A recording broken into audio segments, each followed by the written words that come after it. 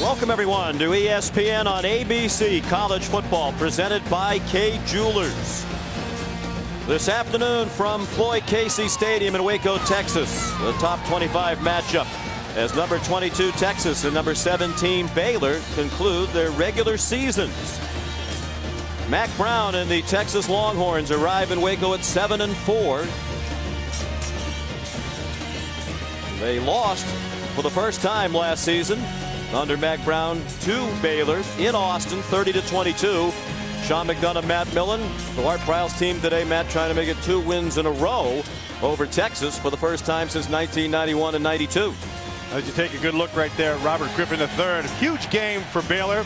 Not only do they have an opportunity to beat Texas for the second year in a row, which they haven't been able to do for a long time, but there's a Heisman Trophy campaign going on right here, and it's also Robert Griffin's opportunity to show the country that he is legit. Now, he had a Heisman moment just a few weeks ago against Oklahoma on this field.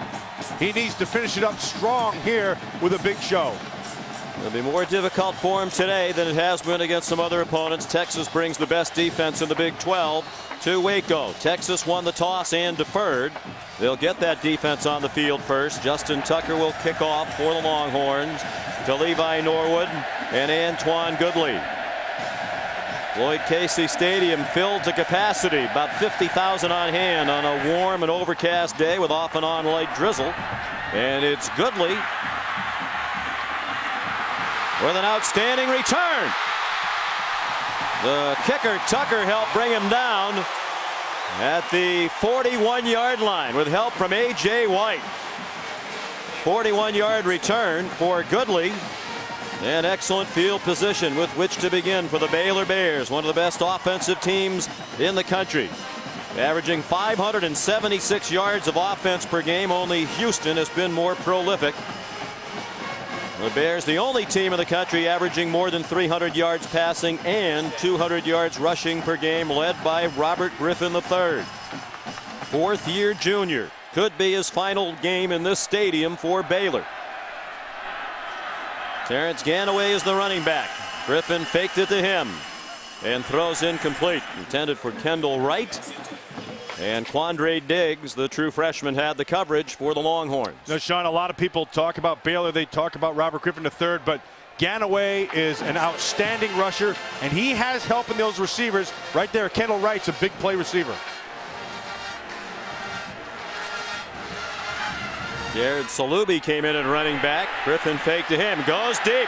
Wright's behind the defense. Touchdown, Baylor!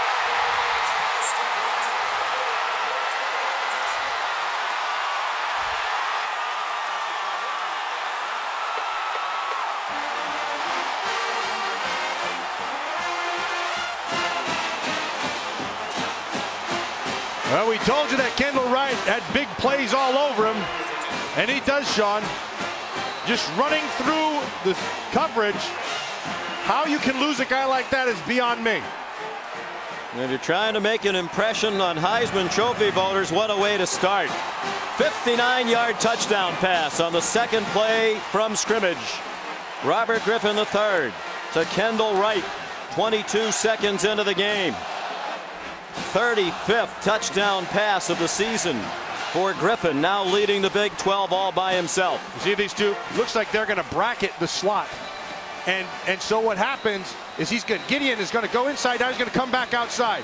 And right there, it's over. Because Kendall Wright just is a faster player than Blake Gideon. The key, of course, in the quarterback spot is where are your eyes when you move. And RG3 does it as good as anybody. His eyes were down the field, he saw it right away, and it was 6 quick. 29th career touchdown reception for Wright, the most prolific receiver in Baylor history. Griffin's 35 touchdown passes this year have averaged 36 yards per score. 23 of them now of 25 yards or more. That's the longest touchdown pass given up by Texas this year. The previous long was only 19 yards. DJ Monroe took a short kickoff from Ben Parks and brought it out to the 29-yard line. Reggie Smith is the referee. There is a flag on the field.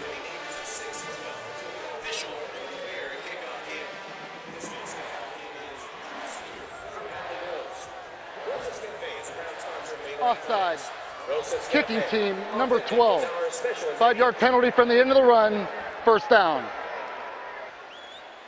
Darius Golston was offside for Baylor.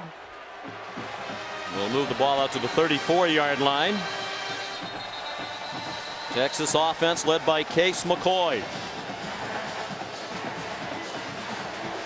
Much of the year, he and David Ash have shared playing time within game. For a while, Ash was the starter. Now McCoy is back. 3-1 as the starter this year. A little bit better game manager at this point than Ash, the true freshman. A little less turnover prone. And those are the biggest reasons why Mack Brown has McCoy in there to start. He hasn't thrown an interception this year. They have lots of injuries at running back, so Cody Johnson, ordinarily a fullback, gets the start as the featured back today. He runs straight ahead.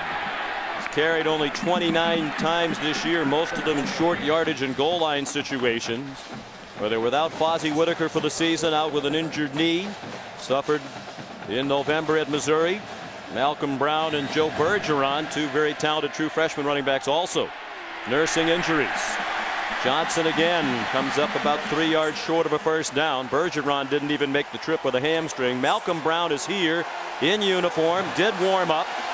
He's troubled by a right knee and turf toe. Remains to be seen if he can give it a go. Here's Whitaker, lost for the rest of his career at Texas after knee surgery.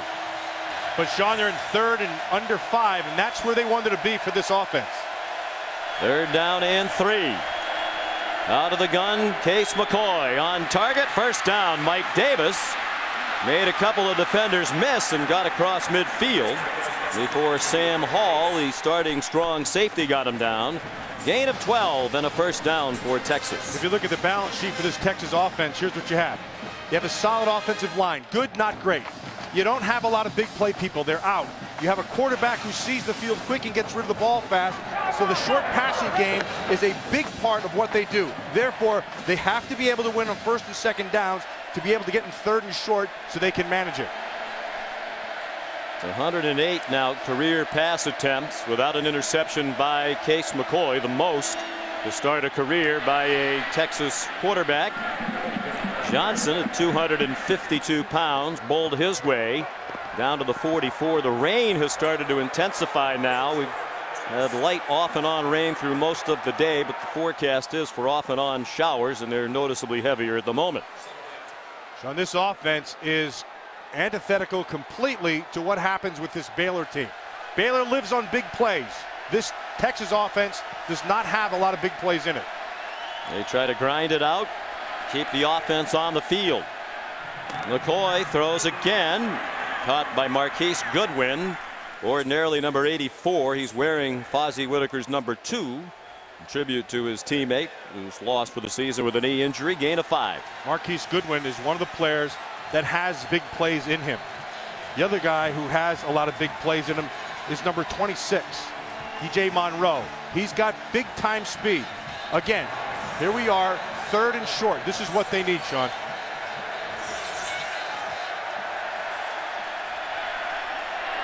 They give it to Johnson, and he is stacked up to the line of scrimmage. Flags down.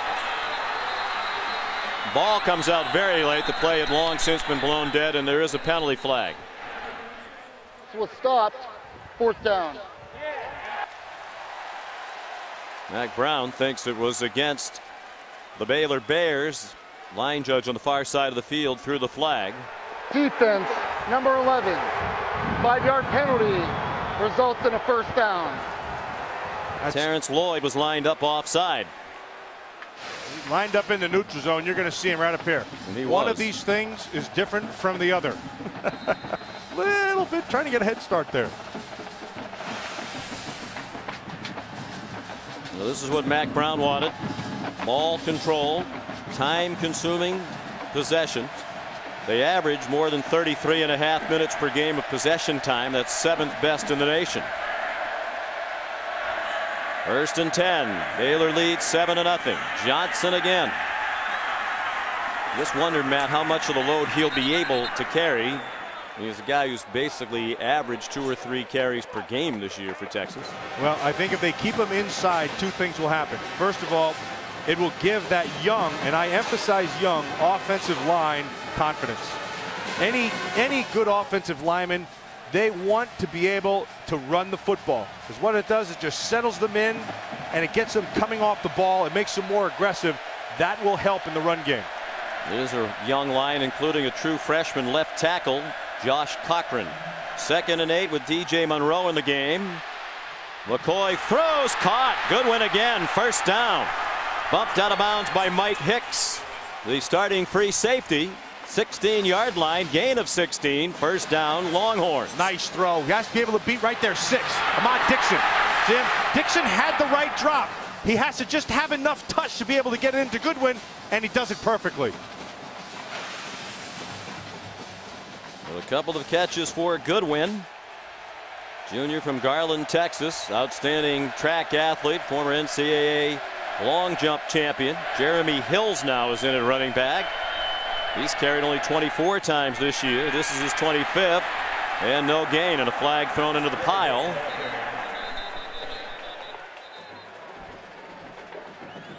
Rodney Chadwick made the tackle. Holding. Offense, number 82. 10-yard penalty. Repeat 2nd down. Luke Pellman, formerly a tackle, now moved out to tight end to try to give them a little more size at that position to help out in the running game. And Pellman and that offense, and he just, like you said, he's an ex-tackle, Sean, and they like to use him to be able to move the line of scrimmage. Now, I got to tell you, this Baylor defensive line, it's not like they're giving up a lot of ground. Right now, they're just pounding inside and gaining bits and pieces. McCoy throws the receiver. Mike Davis never really turned toward the ball. Sam Hall had coverage. McCoy upset. Looked like he got the coverage he wanted, but Mike Davis didn't read it the same way. Well, you got to be able to see the same things. If you can't see, you can't play. Mike Davis missed that the corner was coming on the blitz. Obviously, McCoy saw it, got rid of the ball quickly. Lived for another down. DJ Monroe in at running back. McCoy now 3 out of 4. That was his first miss. 5 minutes gone by. 7-0 Baylor. They scored quickly. Texas is marching. Davis.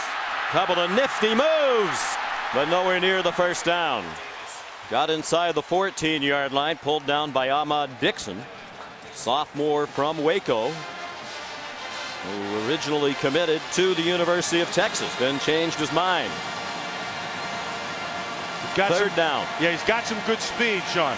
And he's one of those guys who you can play in a slot. He's got some versatility to him. But lost in this. Now that play, 3rd and a lot more manageable than it had been. 3rd down and 8. 10th play of the drive for Texas. They bring pressure and did not get there, and the pass is incomplete. Intended for Jackson Shipley. Looked like he might have been tangled up with Sam Hall. No flag on the play, and the field goal unit comes on for Texas. Yeah, I'm anxious to watch this replay because it looked, you see Hall 25 right here. And that Shipley, now once he comes out of this break, yes. Yeah, that's what it looked like. See, he went down on the hip. Now all you young players out there, you never hold, but when you do, you go down low, stay down on the hips. Most of the time it doesn't get called. There's one of the best kickers in the country, Justin Tucker, from 31 yards. And it is no good. Wide right. Just his 3rd miss of the season. Now 16 out of 19. He was the hero on Thanksgiving night in College Station when he kicked the field goal as time expired from 40 yards to beat Texas A&M. And that one was just wide right. Well, they did everything right, did Texas offensively. They got into 3rd and manageable. They converted 3rd downs. They ran the football like they wanted to establish. They just didn't finish the deal. And when you go against this Baylor offense, which has the big play capability, that's a scary deal. Held the ball for 5.5 minutes. 11 plays, moved 52 yards, no points. 1st and 10 Baylor from the 20. Jared Salubi straight ahead near a first down. Looks like they're going to mark him shy of the 30. It'll be 2nd and a yard. Kenny Vaccaro made the tackle. You play against Baylor, you also have to defend pace. Griffin throws to Kendall Wright. And he has the first down with a 2-yard gain. Quandre Diggs, true freshman, made the tackle. Sean, I don't know if the country really knows about Kendall Wright. This is an extremely talented player. Very strong. Runs good routes. Has very good speed. He's tough to cover one-on-one, particularly at the line of scrimmage. That's where he uses his strength well. Having the best season among receivers in the history of Baylor. Griffin couldn't find anybody. Got bumped out of bounds with a 1-yard gain by Emmanuel Acho, the leading tackler on the year for Texas. You watch this RG3. One of the things that he loves to do, a lot of times he's a half the field quarterback, Sean. He'll get one half the field, and that's what they attack. He loves to roll to his right. So if you bring pressure, you bring it from the defensive Going left. deep again for Kendall Wright. Great adjustment to the ball. And another big completion. Griffin to Wright. They connected on a 59-yard touchdown on their first possession. This one's good for 48 to the Texas 20. One thing's pretty clear early. Philip Montgomery, the offensive coordinator for Baylor, is going after the Texas safeties, and he's going after them with Wright. And here's Ganaway with lots of running room. Touchdown.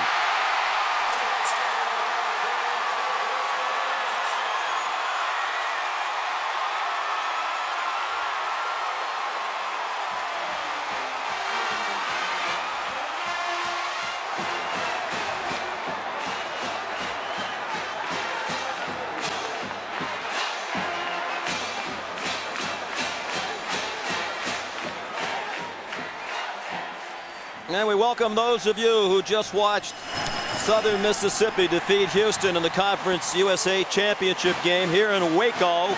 7 minutes in, the Baylor Bears lead Texas 14-0. Baylor got the ball first on the second play from scrimmage. Scored on a long touchdown pass, 59 yards. Robert Griffin III to Kendall Wright. Just 22 seconds into the ball game was 7-0. Texas had a long drive, 11 plays, held the ball more than 5.5 minutes, but Justin Tucker, ordinarily terrific, missed a 31-yard field goal. And Baylor just got the ball back. A long pass, Griffin to Wright of 49 yards, got them down to the 20. And Terrence Ganaway took it in from 20 yards out. 80 yards in 4 plays. And Ganaway the touchdown to make it 14-0 Baylor. Didn't take long, did it, Sean? We talked about this Baylor team having big play capability, and they showcase it right off the start. Then Parks kicks off for Baylor into a pretty good win. Comes down to the 22 to DJ White. And he got stopped immediately.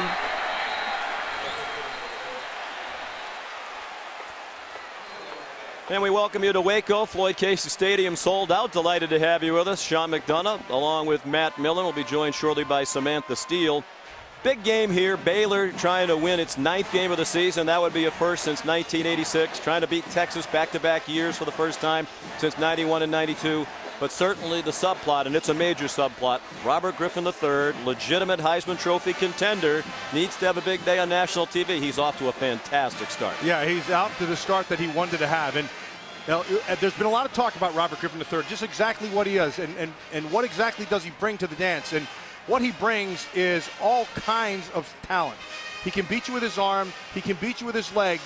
The thing that's so impressive about him is that when he does decide to run, he always looks down the field. His big plays come off the fact that he keeps his eyes down the field and can make all the throws. He is as exciting as any player in this country. Less than midway through the first quarter, he's already thrown for 109 yards for Coach Art Briles. What a tremendous job he has done turning this program around at Baylor with considerable help from Robert Griffin III and other talented players, including Terrence Ganaway and Kendall Wright. Wright's their all-time leading receiver. Ganaway is going to have the single-season rushing mark with his performance this year, over 1,100 yards. leading the Big 12 in total rushing yards. Sean, I'll tell you how good Art Briles is. That Houston team, a lot of that team is what Art Briles brought in. So he's winning in two places. Not to take anything away from Coach Sumlin. I think he's done a nice job. But Art Briles is special good. 23 and 25, but the last 2 years 15 and 9. This year 8 and 3, ranked 17th in the BCS, highest in school history. So Texas had a good drive the first time they had the ball, missed the field goal. This is a bad start. They got a break on a personal foul penalty against Baylor to move it out to the 33. Full start. Offense, number 89. 5-yard penalty, first down. Barrett Matthews, as you saw, flinched at the right end of the line. So 1st and 15 for Texas. When the Texas offense is on the field, it's the Texas weakness against the Baylor weakness. Longhorns a mediocre offensive team, and Baylor statistically one of the worst defenses in the country. Here's Marquise Goodwin. Well, he got rolled up well out of bounds at the 36-yard line. Ahmad Dixon made the tackle, and it'll be 2nd down and 7. You mentioned Ahmad Dixon. He was one of their top recruits that they brought in here, and one of the reasons was because he can really run. Now you're right, Sean. That could have been a penalty right there. And he's almost all the way across the white sideline boundary into the team area. For those just joining us, significant injuries at running back for Texas. That's DJ Monroe out of bounds, 3 yards short of a first down. Popped out by Sam Hall. There is a flag on the play, and the preliminary indication it's against Texas. Holding. Offense, number 78. 10-yard penalty. Repeat, 2nd down. Mac Brown's without Fozzie Whitaker, injured in their game at Missouri in mid-November and out for the year. His career at Texas is over. Malcolm Brown did warm up before the game, but he has a knee injury and turf toe on his right foot. Joe Bergeron, fellow true freshman along with Brown, did not make the trip with a hamstring. There's Whitaker. We haven't seen Brown yet. Cody Johnson, ordinarily a fullback, done the bulk of the ball carrying so far, with help from Jeremy Hills and DJ Monroe. So what Brian Harsin has been trying to do is to use those receivers on quick throws. Here's Case McCoy, threw a wobbler, broken up. Batted down by Joe Williams, sophomore from St. Louis, intended for Marquise Goodwin. One of those things, when you look at this Texas offense, that they put themselves in a little bit of a box, Sean, because they don't really push the ball down the field. McCoy is most effective in the short to intermediate range. Occasionally he'll throw a 9 route down the sideline just to kind of stretch the field, but it's really not that effective because the bulk of it is short to intermediate. 3rd down and 15. They're only 96th in the country in passing offense. They don't even try to throw it. And the run yields a first down and much more. Jeremy Hills, the junior from Houston, Texas, trying to fill the void with all those injuries. Just his 26th carry of the year, good for 20 yards. Nice call by Brian Harsin, the offensive coordinator. He just catches them off guard. It's 3rd down and long, so they get the rush up the field, and then they're able to get their secondary blockers into the linebackers and safeties. Nicely done. Very poor tackling technique by John Mascarello, the umpire, who did not wrap up on the play. Here's DJ Monroe. Good blocking ahead of him. And he gets 8 on first down. Yanked down by Elliott Coffey, the middle linebacker. 5th-year senior playing in his final home game at Floyd Casey Stadium. What a good year he's had, Elliott Coffey. Son of Ken Coffey, the old Washington Redskins. Good. Every time you look up, he's in on a play. He's got pretty good instincts. He finds the football really well, and he does a nice job in pass coverage, which at the collegiate level, you don't see a lot of backers who has that kind of that instinct in the pass game. 2nd down and 2. Hills remains the running back. Case McCoy faked it to him. He's throwing a deep ball. It's well covered and nearly intercepted. Intended for Jackson Shipley, but Joe Williams had a better shot at it. The throw from McCoy came up well short He is throwing with a pretty good breeze at his back here in the first quarter. And Sean, that's a great point you make. It is a breeze, and so your ball has to be able to cut.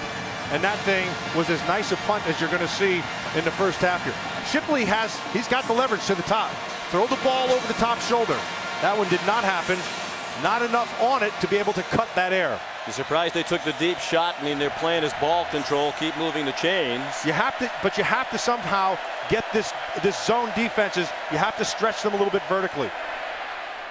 Cody Johnson, the bulldozer, gets the first down.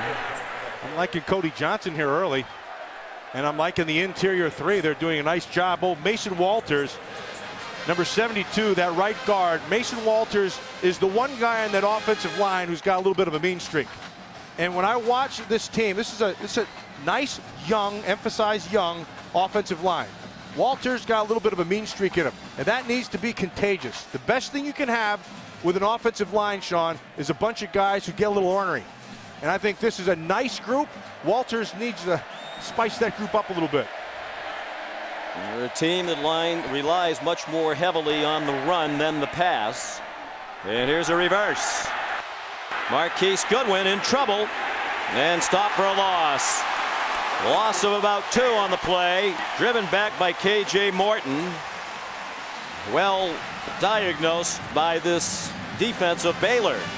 Now, Phil Bennett is the defensive coordinator for this Baylor defense. And what you're seeing right now out of Texas is kind of falling into a pattern. They're going to use the big man inside, and they're going to pound, pound, pound with Cody Johnson. But in order to get to any edge and stretch that thing, they're using their exterior people. It's either Marquise Goodwin or they're using somebody who has speed, DJ Monroe, to get on the edge. 2nd and 12. McCoy out of the shotgun. Fake to Hills and threw short to DJ Grant. His 12th catch of the year for the junior from Austin, who missed a couple of years with knee trouble. 7-yard gain. Gets it back into a more manageable 3rd down and 5. So, Sean, if you are this Baylor defense, here's what you have to do against McCoy. You have to jump your coverage. You have to stay on them tight. Most of the throws are coming out quickly, and they're underneath throws. So anytime you're in a zone or in man, you got to jump your coverage quick. 3 receivers to the right, and McCoy rolled in that direction. He tries to scramble and laterals for a first down. Risky play, but it paid off for Case McCoy, who pitched it to Jeremy Hills for an 8-yard gain. They're 4 out of 5 now on 3rd down. McCoy channels his inner Favre. That's what this reminds me of. Great awareness, just fantastic awareness. Not only there on the backside, but Jeremy Hills has to have the same amount of awareness.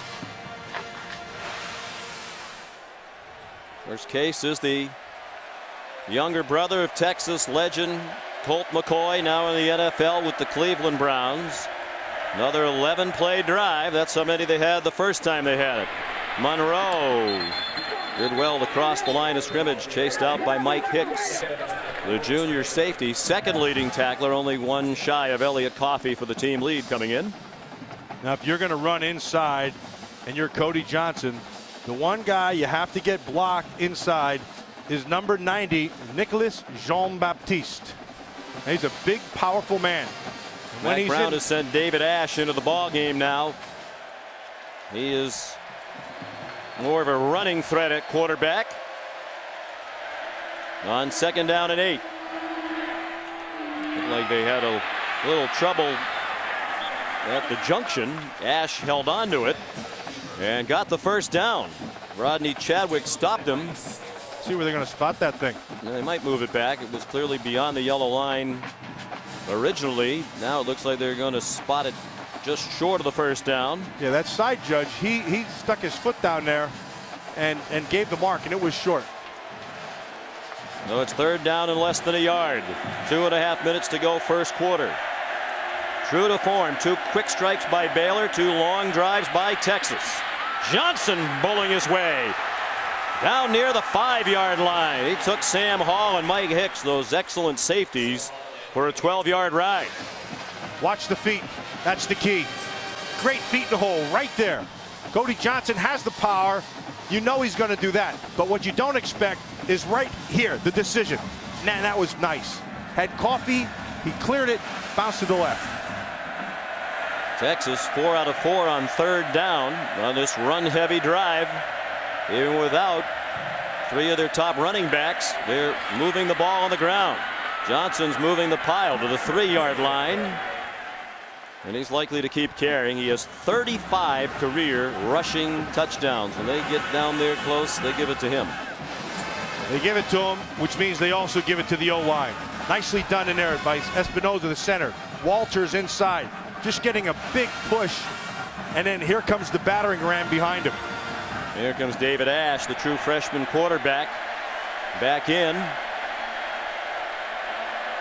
2nd and goal from the 3.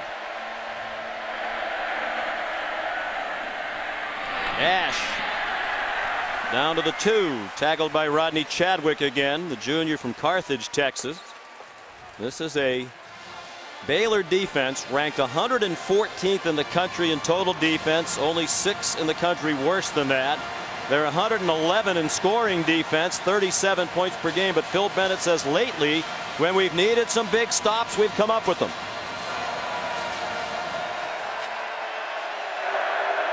McCoy back in at quarterback. Jamison Berryhill, the fullback, in front of Cody Johnson. Power backfield for Texas. The fake, and it is caught but out of bounds. Blaine Irby. He thought he had it, but the officials say no. One-hander in the back of the end zone. You try to get to the back. There's the catch. Touchdown. Well, that will be reviewed. That will be reviewed, and they'll see the toe hits right there before anything else. And he has control all the way through. That is a big-time catch, Irby.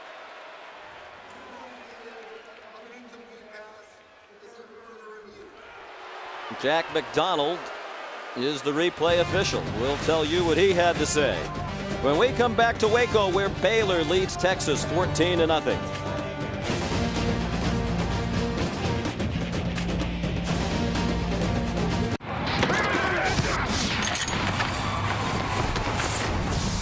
Welcome back to ESPN and ABC College Football, presented by Kay Jewelers. While we were away, the referee Reggie Smith announced upon the replay review it was a touchdown catch and a dandy by Blaine Irby, the senior from Camarillo, California's 3rd of the year. He's had one in each of the last 3 games, becoming much more of a factor late in the year for Mack Brown in Texas. And now the extra point up and good by Justin Tucker. Blaine Irby, who was out for almost 3 full calendar years after a devastating knee injury in 2008. They thought for a while that might be limb-threatening. The injury was so severe. He's back and a big factor for Texas.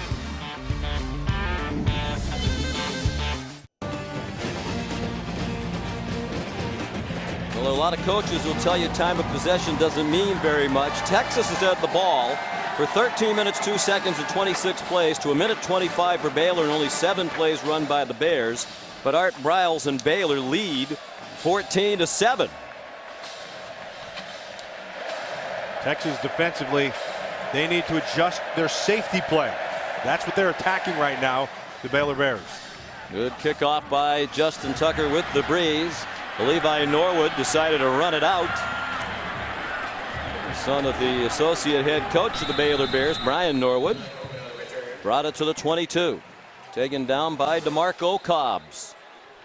And a timeout in Baylor, leading 14-7.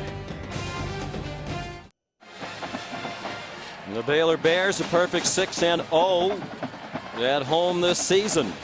8-3 overall.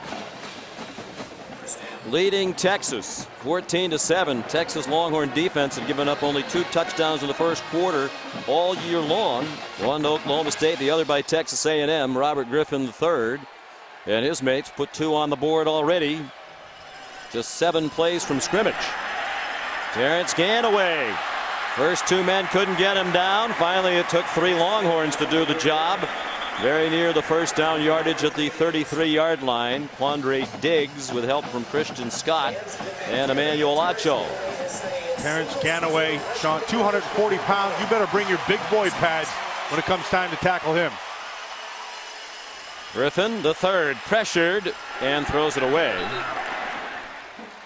You wonder how sore Ganaway will be today. Last week in their win against Texas Tech at the Dallas Cowboys Stadium, Ganaway carried 42 times, a school record for 246 yards. Griffin was injured in the first half of that game late in the second quarter and did not play at all in the second half, so they were leaning heavily on the run in their win over the Red Raiders. Terrence Ganaway normally wears glasses, and they're about good Joe Paterno style glasses. Pretty thick. He wears contacts when he plays. Alex Okafor dropped Griffin for no gain on the final play of the first quarter. True to form, Baylor a quick strike attack. Texas 2 long drives. And it's 14-7 Baylor after 1.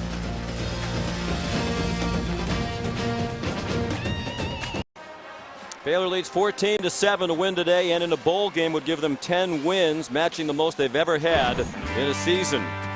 That's goal one, but very much on the minds of everybody here today. The Heisman Trophy candidacy of Robert Griffin III. Best player in the history of Baylor football in the opinion of many.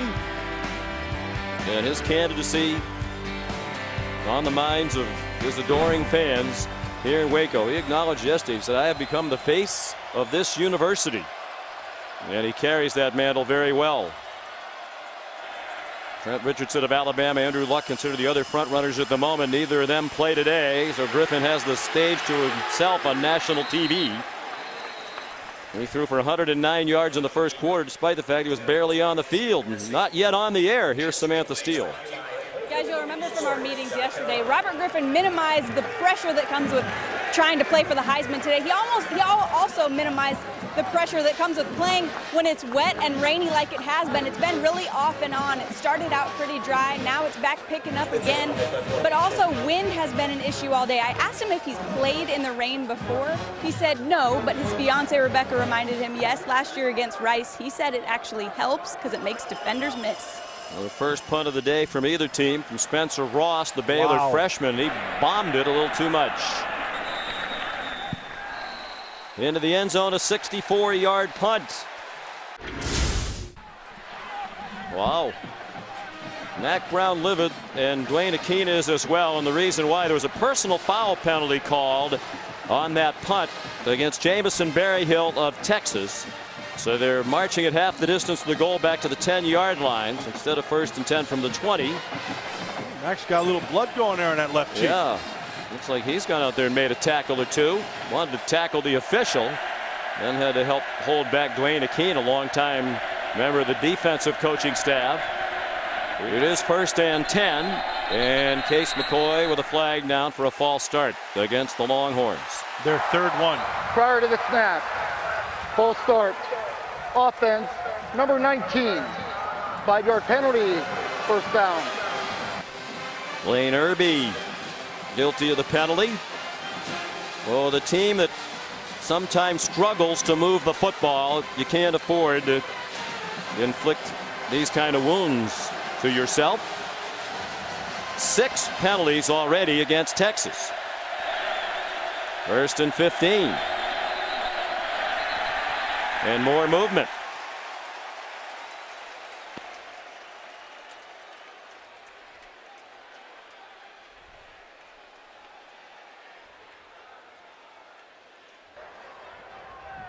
Offside.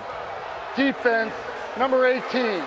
Came into the neutral zone, causing an offensive lineman to false start. 5-yard penalty, first down. On Tevin Elliott. Had a couple of costly personal foul penalties last week on the same drive against Texas Tech that helped the Red Raiders score a touchdown.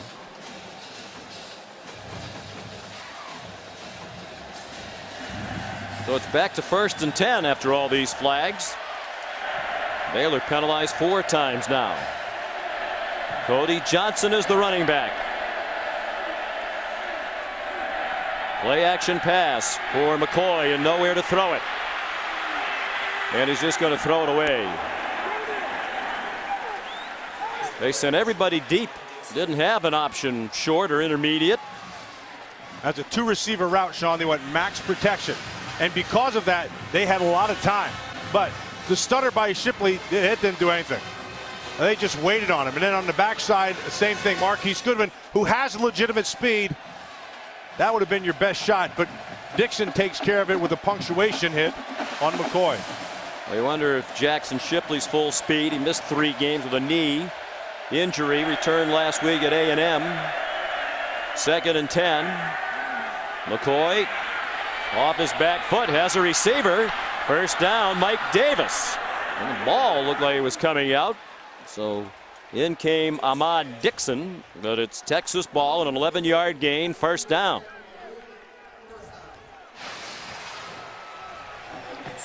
Mike Davis down below. He's just going to sit down in front of the coverage. It's a zone, and he's sitting down in front. And he can do that, Sean. And they did look at the fumble at the end, but they said he was down. But right now, this Texas offensive line is winning the battle against Baylor. Lots of time to throw, and when they have run, they've created some nice push inside. They go back to the run with Jeremy Hills, and he slides out to the 27-yard line for a gain of 6. K'Ron Johnson made the tackle for Baylor. 13.5 to go first half, 14-7. Baylor leading Texas.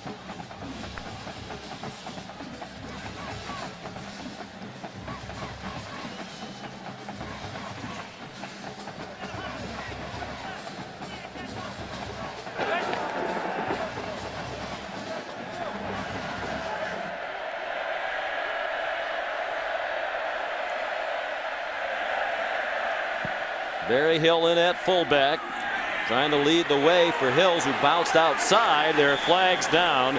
The crowd roared as well. They thought it was a pretty obvious holding penalty against Texas, likely on the right tackle, Trey Hopkins.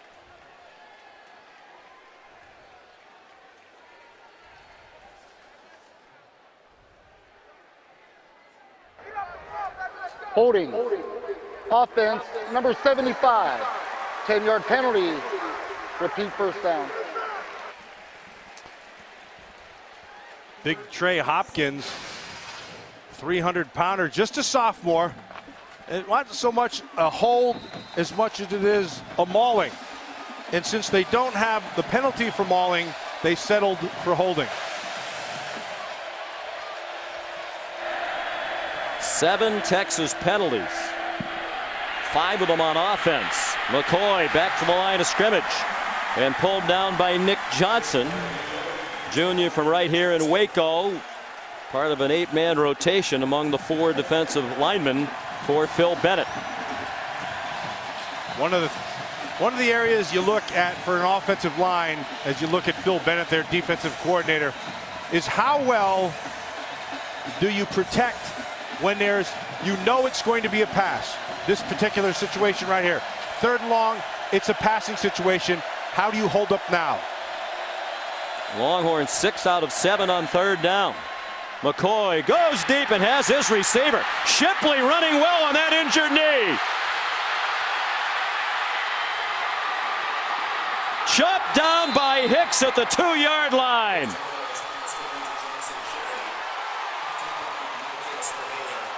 Sean, we said the gauge for the offensive line in passing situations. How do you perform? Here's your answer. It's a thing of beauty. And then Shipley, really well done, gets to the top of this route, back inside, finds the hole, and then I want you to watch the effort defensively. Never quits on it. Here he comes, all the way to the top. Hicks does a great job of not quitting and sets up this 1st and goal. 78 yards.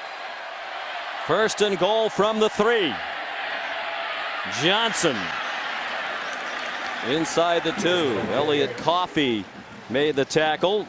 That was the longest pass play of the season for Texas. And Longhorn fans familiar with that combination, McCoy to Shipley. Their 2 older brothers starred at the University of Texas, and now the brothers trying to follow in their footsteps. Another Texas legend on the sideline, Roger Clemens, here today in Waco. I think Roger would have liked to have been a linebacker on this Longhorn team. Hill's now the running back. McCoy wants to throw as a receiver. Wide open, touchdown, Luke Pellman. His first catch of the season, good for a touchdown, and they're an extra point away from a tie. Oh, Pellman looked like an old tackle that time, didn't he, Sean? You can see him on the left side right here. So they're going to draw all your defenders this way. All the eyes go this way, all the bodies go this way, but the ball, it goes the other way, and Pellman is the recipient. Justin Tucker will try to tie it.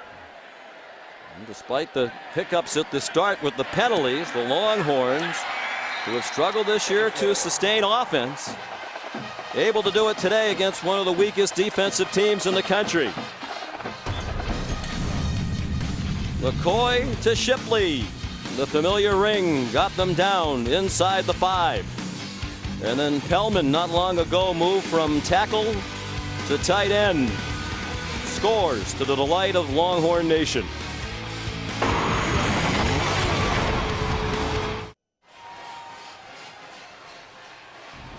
Back in rainy Waco, time to take a look at our Pacific Life game summary. Texas and Baylor tied at 14. Texas with 239 yards already. 3 long scoring drives, 2 resulted in a touchdown, 1 in a short missed field goal. The key's been their third down conversions to keep those drives alive. 7 out of 8. They've dominated the time of possession. That third down conversion, Sean, you are dead on. That is a huge deal for Texas, and they need to continue it this game. Justin Tucker kicks off. Senior from Austin. Down to Antoine Goodley.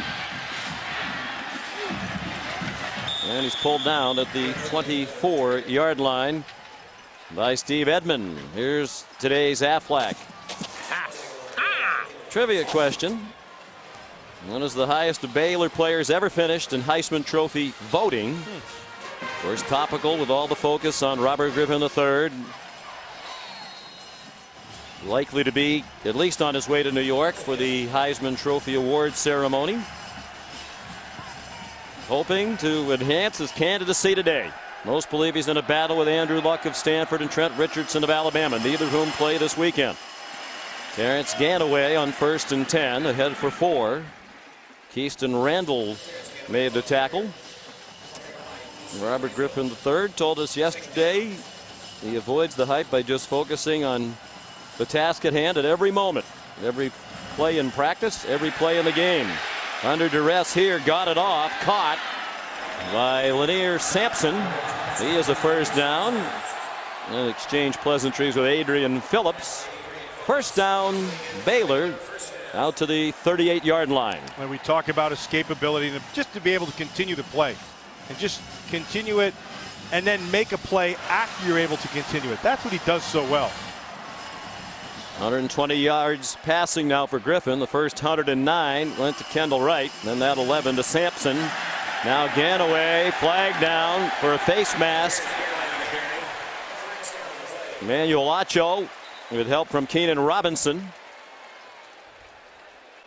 I think every official on the field saw that one. It's a flagathon.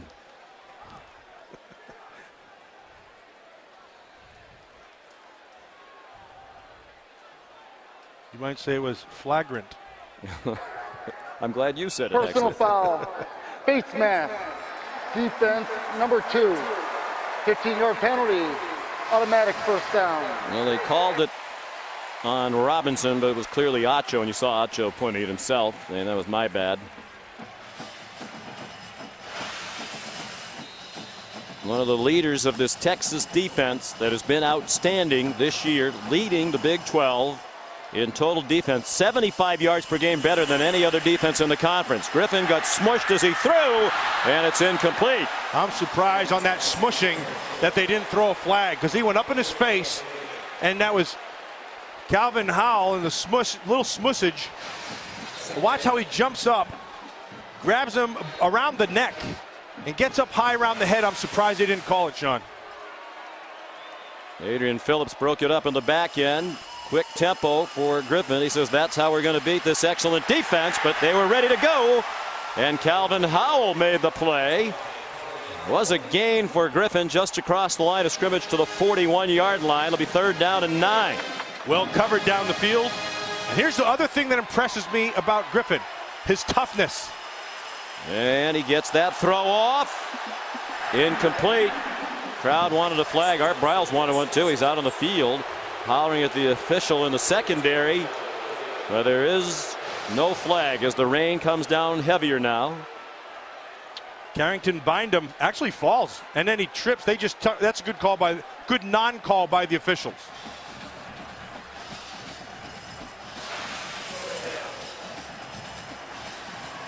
Well, it's 4th down and 9, and right now the punting team is not on the field. Looks like Baylor's going to go for it. And he might punt. He's further back than he ordinarily would be, so RG3 punts.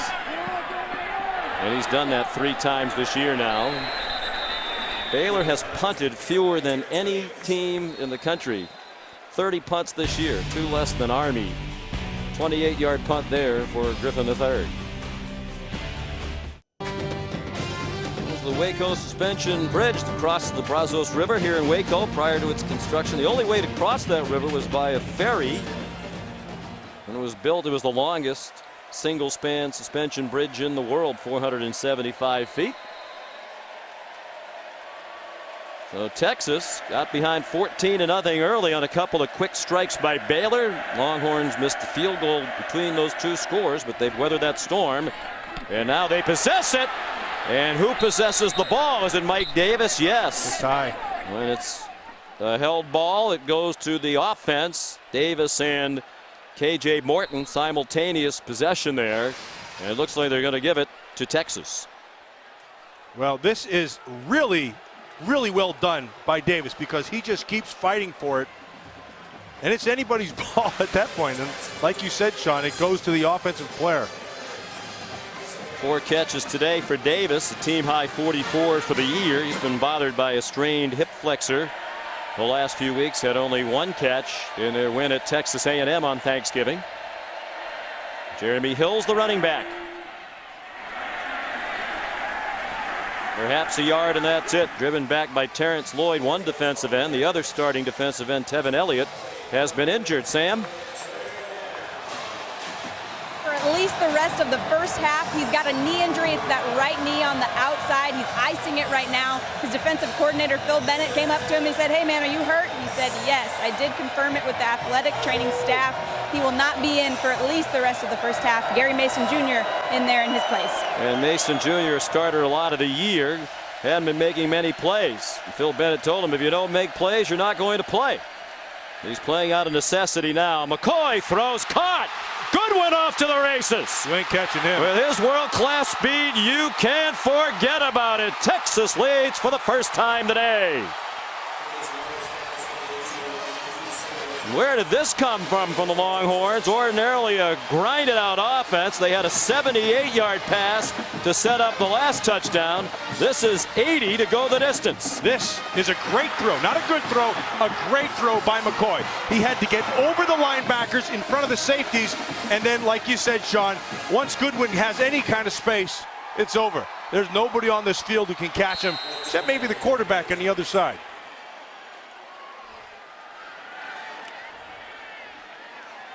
Case McCoy hadn't thrown for more than 200 yards all year. As you see, he's 232. Midway through the second quarter, the extra point up and good by Justin Tucker. What a turn of events here in Waco. From 14-0 down to 7-up for McCoy and the Longhorns.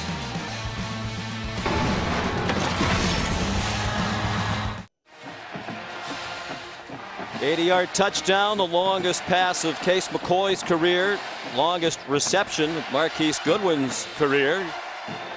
And Texas leads 21-14. This is the area in a cover 2 you want to attack. This is Hall. He's going to slip. This is Goodwin. He's going to attack inside. And this level right here, the threes, are the linebackers.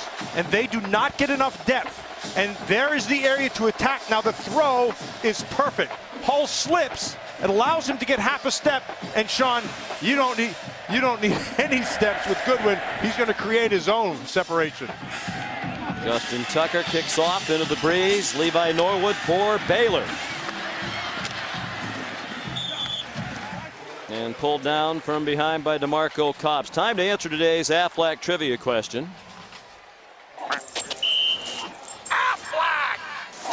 The highest a Baylor player has ever finished in Heisman Trophy voting. I had absolutely no idea. I'm with you. The only guys I can think of it is later is, and maybe Walter Abercrombie at the time. Probably not, but maybe. It is that man, Don Troll. Southwest Conference MVP back in 1963. Finished 4th in the balloting. Roger Staubach of Navy won it that year. Here's some trickery. The toss to Kendall Wright. Gets away from Gideon, who's had a bad tackling day.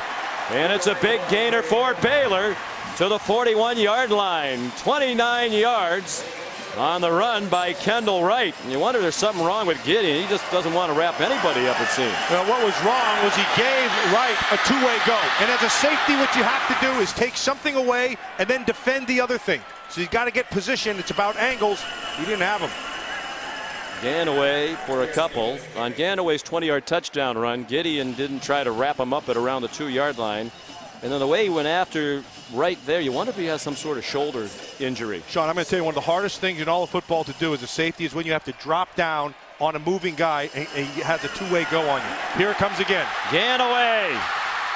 That time Gideon did try to wrap him and got some help on the tackle from Keenan Robinson. So here comes the big play. Baylor attack trying to tie the game. Here comes Ganaway out the side. Now you can see Gideon. He's got to see, in that time he squared him up because he had two defenders squeezing him. He became the lane player. Texas had too many men on the field. I believe they tried to call the timeout, but there's a flag probably for illegal substitution. Illegal substitution, defense, number 99. 5-yard penalty, first down. Now, if you're home and you're wondering why it's illegal substitution, Art Briles, they did not substitute. And if the offense doesn't substitute, then it's completely incumbent upon the defense to get on and off before the snap. If, in fact, the offense does substitute, then the defense is allowed by the referees to be able to make the substitution.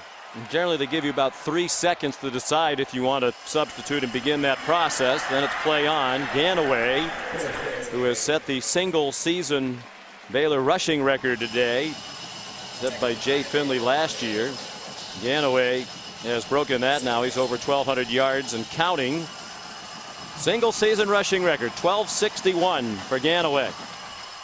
2nd and 3. Griffin looking for blocks, and he's pulled down by Keenan Robinson. Another of the Longhorns wearing Fozzie Whitaker's number 2 today as a tribute to their injured teammate. What a burst. Keenan Robinson came from inside out like he was shot out of a cannon. Keep in mind, he's tracking down a world-class sprinter. Keenan Robinson shows some very good Fozzie Whitaker type speed there. And he's playing hurt as well with a thumb injury. The bone actually came through the skin in the game at Missouri. And Robinson's been playing with a soft cast ever since. 3rd down and 6. Big play here for Baylor. Looking for the tying touchdown. Griffin takes off, doesn't get the first down. Blake Gideon did make the tackle in his 51st career start. Gideon, now a senior out of Leander, Texas, has started every game of his Longhorn career. This is what you normally don't see, not to disparage track athletes, but this is the football player who happens to run. Normally you get those track guys, they don't necessarily show the greatest toughness. This guy does. They're going to go for it on 4th and 2. Keep it in his hands, or give him the option. Turning down the chip shot field goal to try to tie the game right here with under 5 to go. They'll look to the sideline. It looks like it's going to be a timeout. When you defend RG3, anytime he declares himself as a runner, you have to beat him to a pulp. Pulp, I said. Yeah, yes, you I heard that. Ouch. Pulpish. Well, after the timeout, it appears Art Briles is going to have Aaron Jones kick a field goal. He's had a shaky year, just 50%, but he's been better lately. This is little more than an extra point. 22-yard field goal right in the middle of the field. It does say that Art Briles is thinking more about winning the game than the Heisman Trophy for Robert Griffin, because if that was the case, you'd have him run it or throw it. Exactly right. And try to pad the stats in addition to trying to tie the game. Kick is good. 4:39 to go in the second quarter. 21-17 Texas. And Of Sean, course, his stats be a little bit better had he not gotten knocked silly last week against Texas Tech. yeah.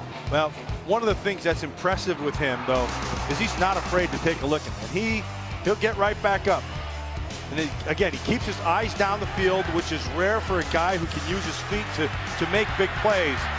But he'll keep taking hits, and he keeps on getting up every time. It's been impressive. He was wobbly at the end of that first half. The first hit you saw in that package was the hit against Texas Tech that knocked him out of the game. He actually went back in the game, scored on a short touchdown run, but then did not appear thereafter. He said he could have gone back in the second half, but the coaches didn't want to chance it. And Baylor was leading through most of it. He said once it got to about a 10-point game, though, he was thinking about trying to fight people to get back into the game. Here's DJ Monroe. Out near the 40-yard line. Nice return by DJ Monroe. Jeremy Hill's the running back behind Case McCoy, who's already thrown for a career-high 232 yards in less than a half. Goodwin, a 5-yard gain. Actually, they're going to mark it at the 44. Good for 4. The previous high in a game passing for Case McCoy was 168 in their win at UCLA. He's at 232 already. Mac Brown told us, Matt, he's starting to mature, come along, and starting to look a little more like his brother. You know, which is good news for Texas Longhorn fans. And the thing to remember is this is just a young guy, and he's physically not completely matured. He'll continue to get better and get stronger as the years go by. Empty backfield as he goes out of the gun. And he's under pressure and sacked. Back inside the 40-yard line. Nicholas Jean-Baptiste and Tracy Robertson. Big happy Nick Jean-Baptiste in there. Says he plays big happy, he plays best when he's mad. You know, 3 weeks ago, we came in here right before the Oklahoma game, and Jean-Baptiste did not play well. As you can see what Art Briles has to say there. But they benched him. And made him mad. And it really did. And he came against Oklahoma and had a game for the ages. Oh, he wasn't ready for the snap. And McCoy did not squeeze it. The ball squirted out. Baylor ball.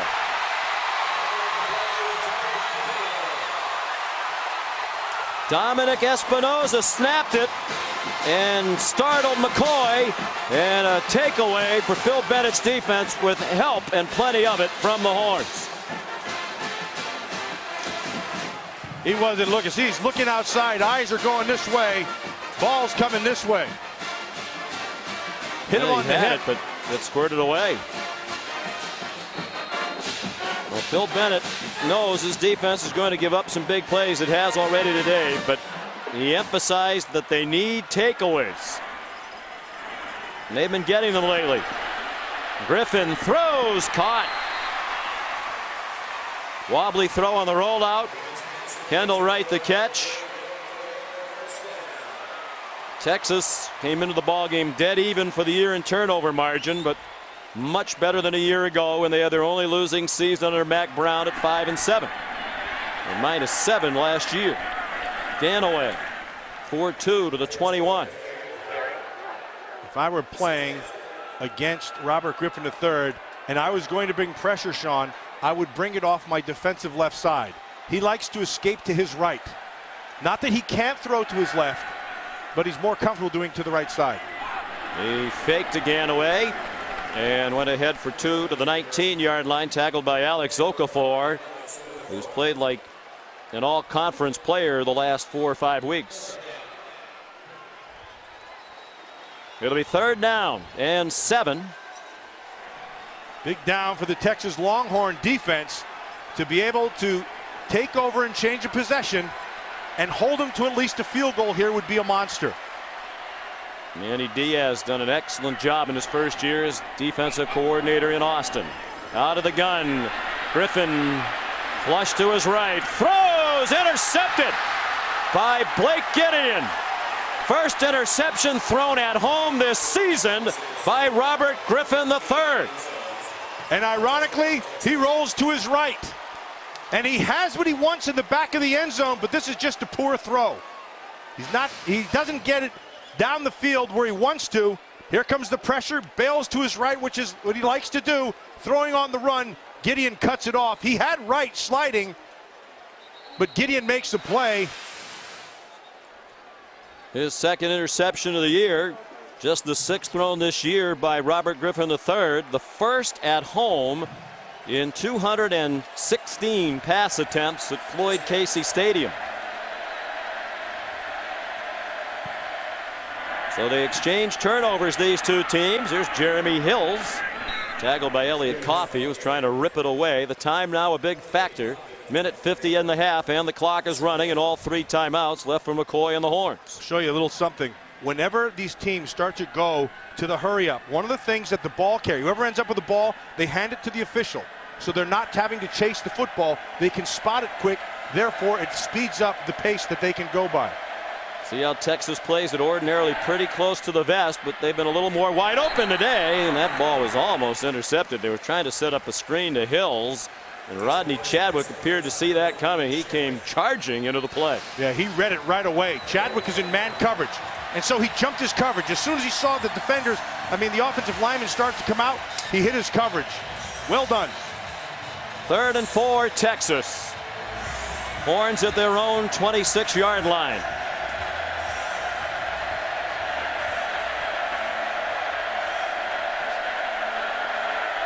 McCoy out of the pistol. Throws, intercepted. KJ Morton out of bounds at the 2-yard line.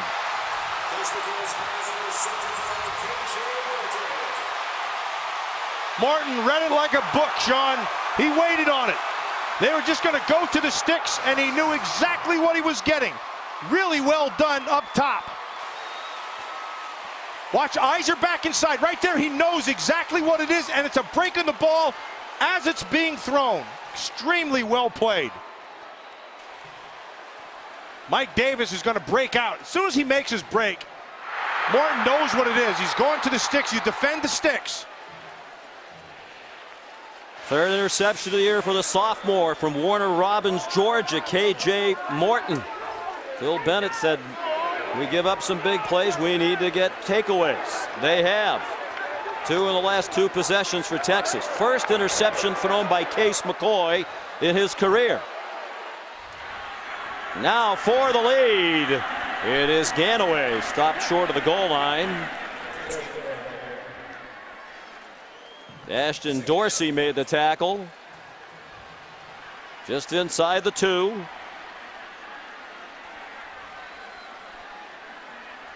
McCoy had not thrown an interception. That was his 125th career pass before an interception. Here's Griffin, touchdown!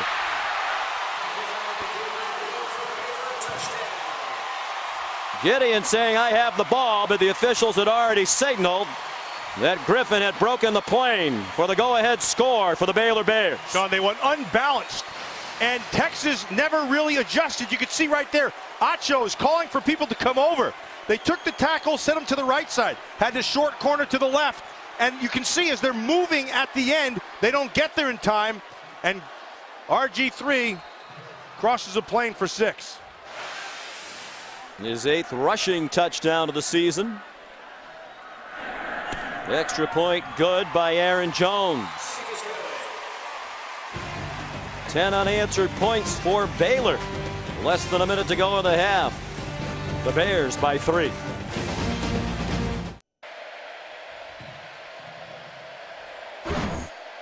Tonight at 8 Eastern on ESPN, a conference title and a berth in the Discover Orange Bowl are on the line as Virginia Tech looks to avenge its only loss of the season when the Hokies take on Clemson. The Dr. Pepper ACC Championship game, part of Dr. Pepper Championship Week on ESPN tonight at 8 Eastern. You can also watch on ESPN 3. Aaron Jones kicks off, squib kick. Watched for a moment by DJ Monroe. And he came up just shy of the 20-yard line. Let's go back and take a look at the go-ahead score for Baylor. Cyril Richardson right there. That's the tackle. He comes over. Now, Emmanuel Acho, he recognizes that it's unbalanced, and he tries to get everybody. Look over here. You got a cluster going on over here. Now you need them to shift. He feels it, can't quite get it done. The numbers favor the offense. RG3 wins. Over. Personal foul. Unnecessary roughness. Receiving team, number 42. Half the distance to the goal. First down. Second of those in the kicking game against Mac Brown, who has a sarcastic smile for the officiating crew. Tevin Jackson called for this one. Earlier it was Jamison Berryhill. They got Mac riled up. Looked like he cut his face when he argued the first one. But we wondered how they'd play it the last time. Would they be conservative, play it close to the vest with the lead? They were not. They threw a pass that was picked off. You'd have to think now. Backed up inside the 10. They'll be very careful. Mac wants a timeout. His team has committed 10 penalties against the number 17 team in the country in a half, and still down by just 3. And Matt said during the week, Matt,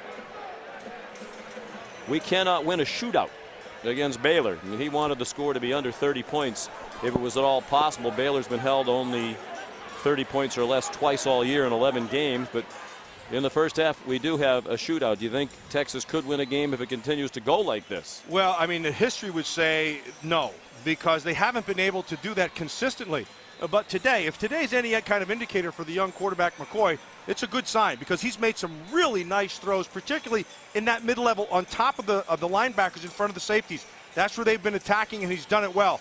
And then I think the other thing is defensively, they've kind of cinched themselves back into this thing. All those penalties, however, have made Coach Mac Brown bleeding mad. Cody Johnson, the running back. Texas playing today without its top 3 running backs for the season.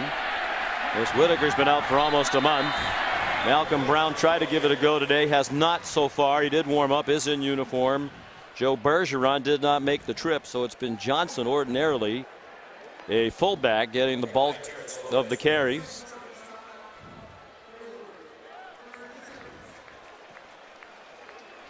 Baylor's calling timeout. The problem for them is they can stop it only once more. They're not likely to get it back unless Texas turns it over. And here's a look at today's quarterback comparison. McCoy in and out of the lineup. Griffin, the Heisman Trophy candidate, but McCoy's had the better of it today. Yeah, he's played well. He's made good decisions. Now, he does not bring to the table what Robert Griffin III does. I mean, let's make that perfectly clear. However, having said that, each game is its own separate fingerprint, and you have your opportunity to be able to define what it is that you are. Today, he's defined himself early as playing extremely well. Raining harder than it has all day right now. All security critically important for Johnson. He rumbles for a first down. A.J. Morton chopped him down. 11-yard run. I think Cody Johnson has showed himself very well here, and he's the type of runner, as we watch this clock tick down, if they can maintain this as this game goes on, he will get better, because he's a big, powerful man, and that offensive line has done a nice job of coming off the ball. Generally, when you see that happen early in games, at the end of games, they start wearing out the defense. What they lose, obviously, is he's not really a home run threat. No, he's not. And that's why they've been using Marquise Goodwin at times and DJ Monroe at times to try to get that speed for big plays. Very entertaining first half between these two longtime rivals, separated by only 90 miles. Robert Griffin III, 161 yards passing. Most of that very early. Threw a touchdown, threw an interception, his first at home this year. And Ben Parks will kick off for Baylor. Breeze at his back. Quandre Diggs and DJ Monroe back deep. The kick gets help from the wind, and it's muffed. Goes through the back of the end zone after it went through the hands of DJ Monroe. Here's a look at our Pacific Life game summary.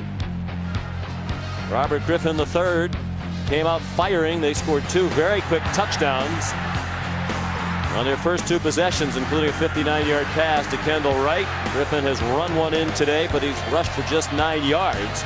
And Case McCoy, a career day. His career high was 168 yards for a game against UCLA. He had 232 in the half and 3 touchdowns. He had 2 long passes of 78 yards and 80 yards. The 80-yarder to Marquise Goodwin went for a touchdown. Case McCoy, the toss to DJ Monroe. One man to beat.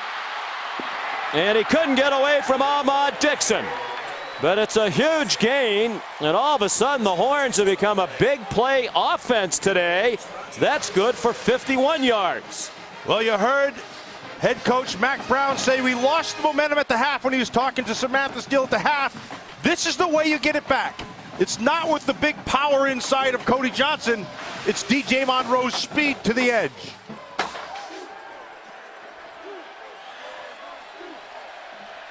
Short-handed at running back without Malcolm Brown, Fozzie Whitaker, and Joe Bergeron. They're calling upon players to perform roles, and they're doing it very well. Hill's the ball carrier there for a yard. Here's Samantha Steele. Yeah, I got the chance to catch up with Art Briles. Started pouring as soon as we started talking. He said if it keeps up like this, we will run the ball more. Defensively, Tevin Elliott is out for the rest of the game. And I asked him on offense if they would continue to pick on those safeties even after Blake Gideon got the pick. He said, yes, we will. Way to go, Sam I Am. Texas has had only 2 plays all season long in the passing game over 50 yards and only 2 rushes over 50 yards. But 3 plays today over 50 yards. David Ash back in, and he gets them to 3rd down and 2. Sam Hall made the tackle.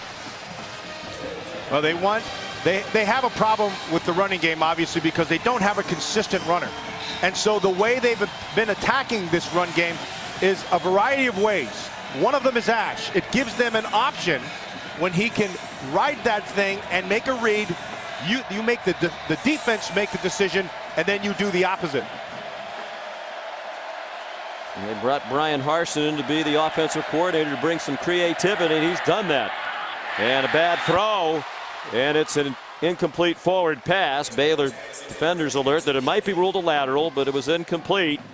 Intended for Jackson Shipley, and that was a promising play for Texas had it been completed. 4th down, a short 3. And Mack Brown sends Tucker out. That was a wasted opportunity, Sean. You were right. It was a nice call because the coverage was backed off. He had an opportunity to pick up that first. Just a poor throw by McCoy. Shocking miss for Tucker. It's usually a chip shot for him early in the game. Missed a 31-yarder by just a foot or so. This one from 39 is true to form. So less than 2 minutes into the 3rd quarter, Texas and Baylor are now tied at 24.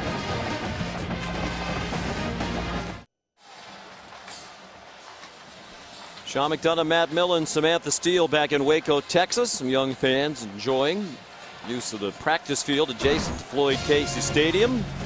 Many of them wondering where these 2 teams will go bowling. You can get ready for the bowl season with the ESPN Bowl Bound app featuring video news, analysis, and the latest BCS standings and weekly projections.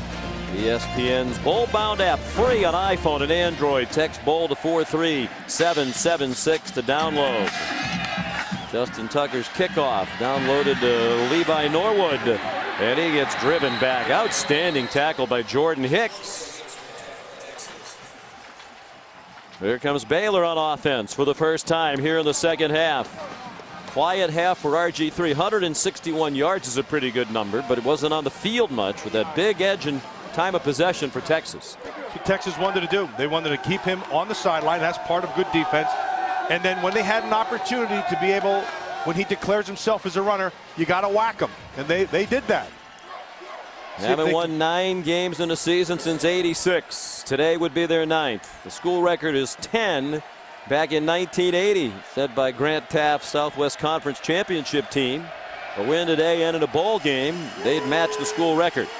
Shovel pass. Terrence Ganaway dragging Keenan Robinson across the 30. And these two are kind of jockeying for position in the Big 12 Bowl pecking order.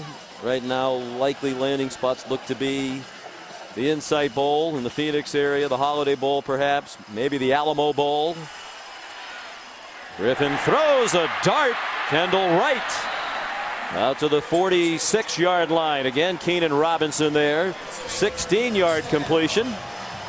High-low concept. Wright is going to get on top of one defender in front of the other. If the corner sinks, he throws underneath. If he bites, he throws over the top. He reads it perfectly. Well-thrown ball and another first down. 6 catches for 166 yards and a score for Kendall Wright. Their all-time leading receiver. Now 295 career catches.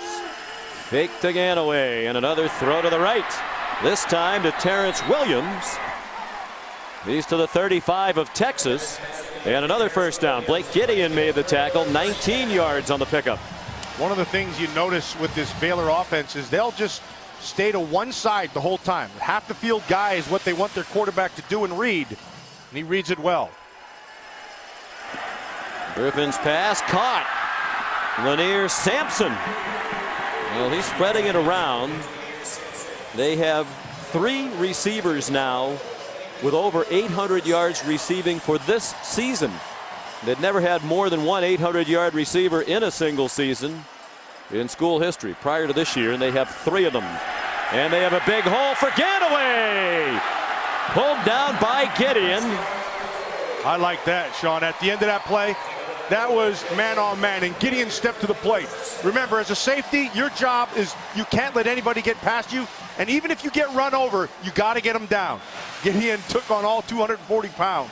First and goal from the 1. Touchdown.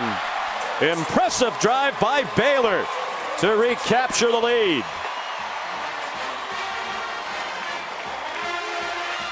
Successive gains of 16, 19, 19, and 15 got them to the 1, and then it was cashed in by Ganaway. If you're sitting at home and you're wondering why they don't match up man-to-man, the answer is Robert Griffin III.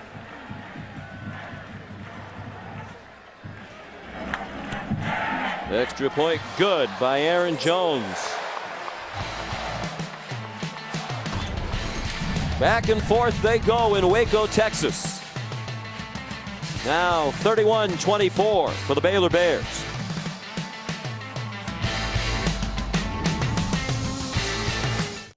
Well, located right here in Waco, the Texas Sports Hall of Fame nonprofit education museum, established to celebrate and preserve the sports history of this great state. I think Robert Griffin III will be featured there someday. It's right as you drive into the football building at Baylor University. Ben Parks kicks off. Each team has scored here in the 3rd quarter. A field goal by Texas answered with a touchdown by Baylor. A.J. White brought the kickoff back. They have 3 players wearing number 2 today, including White, who usually does wear it. Here's the BCS standings. Brought to you by Allstate. There's a penalty, by the way, on Baylor for being offside on the kickoff. LSU, number 1 in the BCS standings. Most believe that even if they lose that game that they trailed Georgia right now in the SEC championship day, they'll still play Alabama for the national championship. But it'll be interesting if it happens to see what happens. And then to see what happens with Oklahoma State and Oklahoma if Oklahoma State has a dominating win, which is going to be tough. That's going to be a very good game. Tonight on ABC, Bedlam in Stillwater. Case McCoy after the play action fake dumped it off for Ryan Robertson.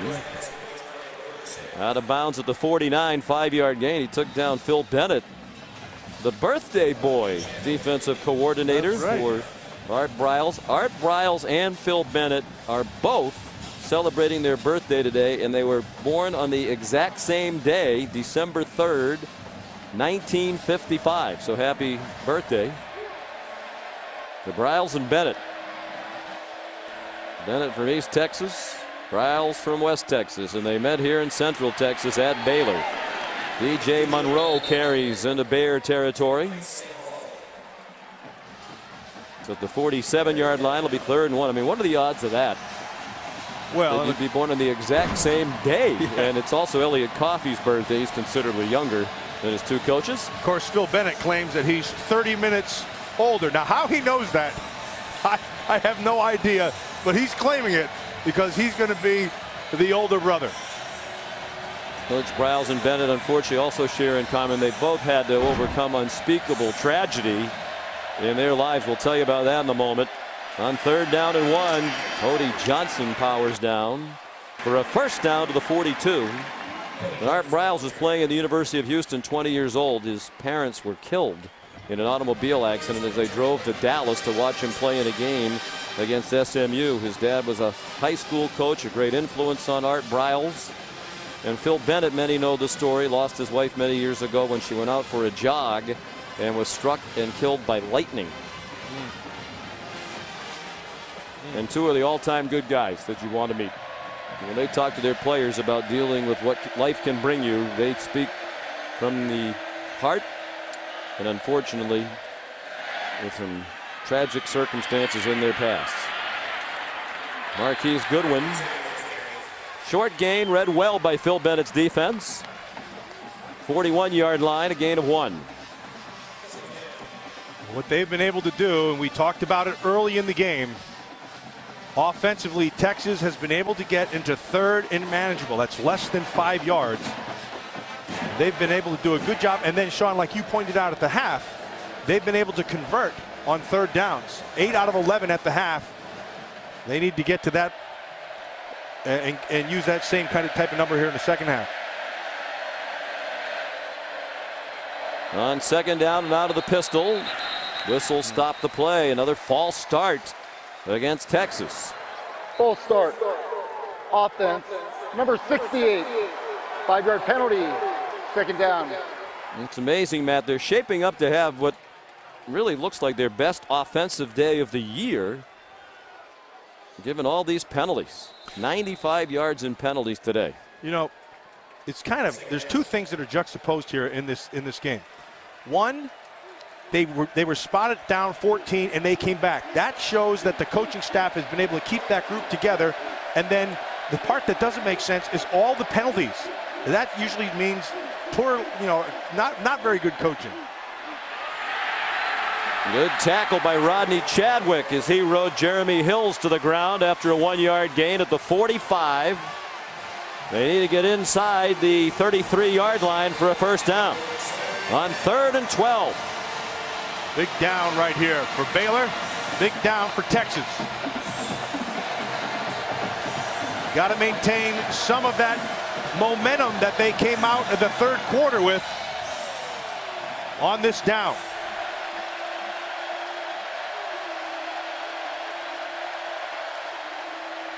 Just a 3-man rush. McCoy throws, intercepted. Sam Hall picks up blockers. One blocker knocked down 2, including McCoy. And he's all the way down to the 10-yard line.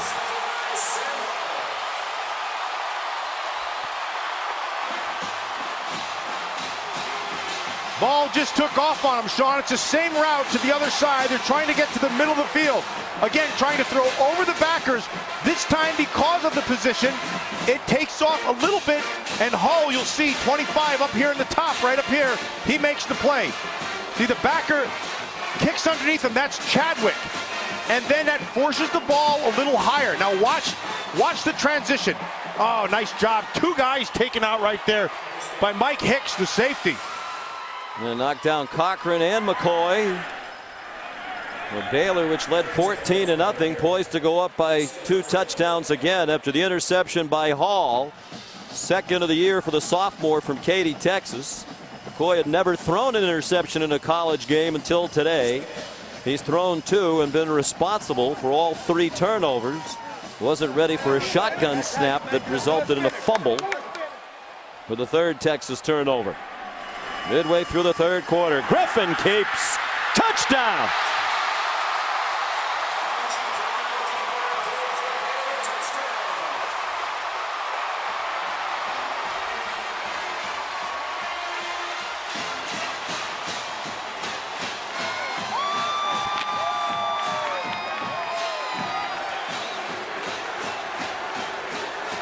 You defend the option, you gain another man because you don't account for the quarterback.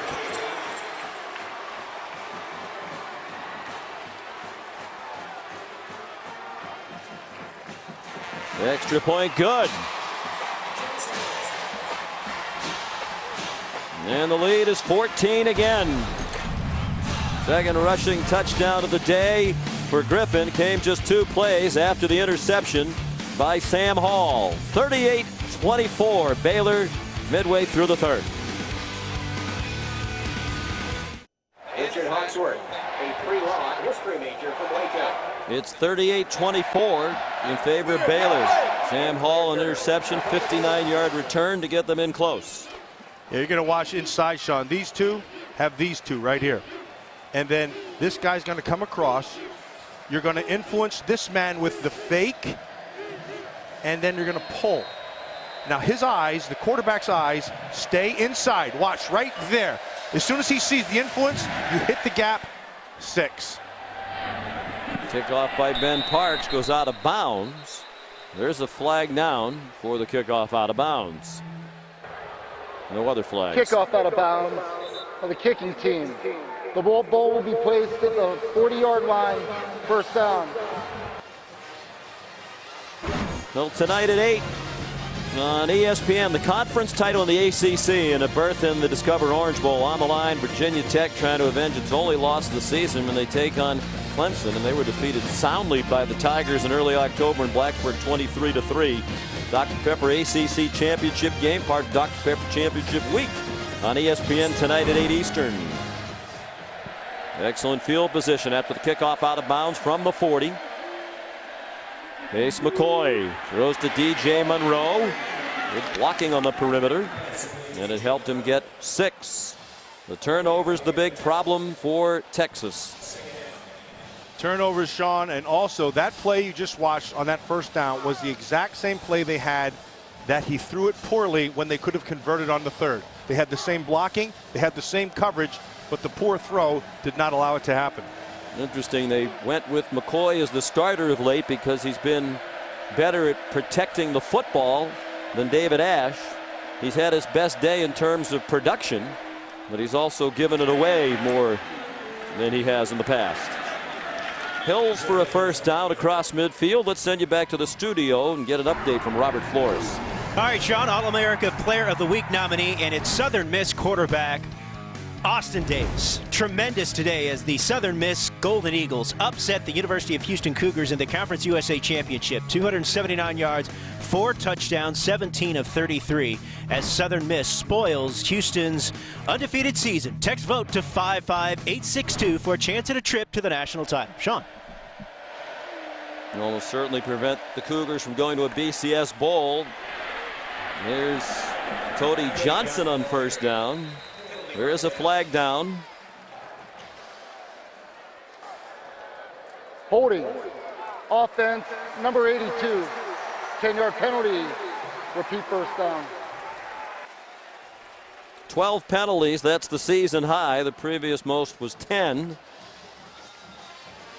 Well, that's a 2nd hold on Pellman. He had one early in the 1st quarter, and now he gets one in the 3rd quarter. This spot right here with this Texas team, this is important because if they don't answer the bell, Baylor could blow this bad boy open. Still a decided edge in time of possession for Texas, nearly 3-1. Monroe. And there's Hall again. I love the fact he has a sister named Holly. Holly Hall, softball player at Baylor. In the spirit of the season. Oh, absolutely. She's big around Christmas. And a heck of a player, I understand. That's what we're told. Second down 20. Texas back at its own 41. Haven't lost to Baylor in back-to-back years since 1991 and 92. They lose today, it'd be 2 straight. Baylor beat them in Austin last year, 30-22. Ash in the game. There's Hall again. And if he keeps playing like this, all Baylor fans are going to have a holly jolly Christmas. Stop, Sean, please, while you're behind. We'll be here all week. Hall reads it perfectly and just comes down quickly. As a safety, most of the time you take your run keys off the offensive tackle. Hall does it nicely there, reads it, and makes the play. One thing about reading it, another thing about making the play. Third down and 19. Case McCoy throws on the run, throws it up for grabs, intercepted. Second of the day for KJ Morton. So Case McCoy thrown more balls to start his career without one getting intercepted than any other Texas quarterback, including his legendary brother. He's thrown 3 here today. Well, Mike Davis goes past him, but did you see how McCoy tries to throw it on the run like that? He had time to set his feet. Doesn't have a big arm, so he needs everything he can. Doesn't get anything on it, and it turns into a pick. It's turning into a nightmare for Case McCoy. Sophomore. 4 turnovers, 1 shy of the 5 they had in their rout at the hands of Oklahoma in the Cotton Bowl. Now a chance to bust it open. Ganaway into the secondary. And powering out to the 45-yard line. 26-yard run. Emmanuel Acho the tackle. Yeah, let's go back and look at McCoy. He buys some time. Now he steps forward, does not set his feet whatsoever. He had the time. He just needs to square his shoulders. Because he doesn't, he underthrows it, and it's a pick. Another 100-yard rushing game for Ganaway. Griffin zings one.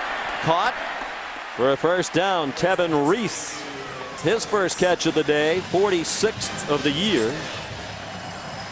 They have 5 outstanding wide receivers. And they pick up the tempo. Ganaway, a hard-earned couple, wrestled down by Alex Okafor. Leading rusher in the Big 12, Ganaway now with his 5th 100-yard game of the season. Yeah, we've been talking about, you know, the Heisman candidacy and all that with Robert Griffin III, and it's legitimate because he's a legitimate player. But the biggest point is he's got a lot of guys around him. It's a talented team. Pass broken up by Carrington Bindum. Really had a terrific sophomore season at cornerback for Texas. It was intended for Lanier Sampson. And with an eye on that, Matt, we talk a lot about Griffin being a candidate for the Heisman. Most think it's Luck, Richardson, Griffin. Right. You know, he's had a good day, but if you're really looking at wow voters, I don't think he's done that, at least not yet today. No, and then it's gonna turn into, like right now, this is a big play right here, and there it is. And he's on target. First down. Down to the 22. Terrence Williams, a 19-yard reception. Sorry, Sean. It's a big play because they have an opportunity to blow this thing wide open, and he makes it with his feet. You see that? Just a fake, pulls it back down, keeps his eyes there again, and can create. More than 10,000 yards passing now for Griffin, adding to his school record. Boy, Gideon's been a much better tackler here in the second half. He came up and splattered RG3 near the 18-yard line. One thing about Griffin, you can see that track speed. And he says he's about 15 pounds heavier than when he was running. No, actually 25 pounds heavier than when he was running track. He's 221 now. He competed in the hurdles his freshman year, finished 3rd in the country at about 195 pounds. Keenan Robinson stops that play for no gain. Over 10,000 yards passing. He's over 2,000 yards rushing. Only 4 quarterbacks have ever done that. More than 9,000 yards passing and 2,000 rushing.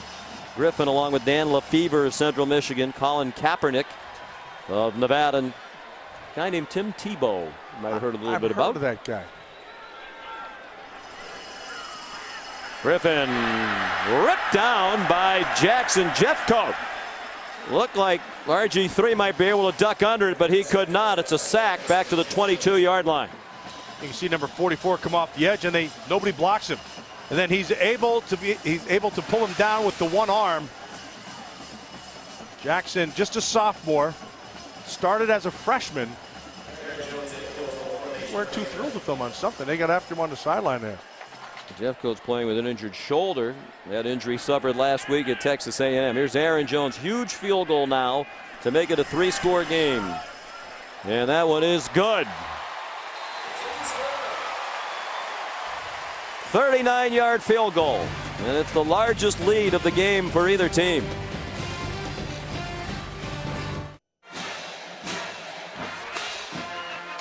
Coming this February to ABC.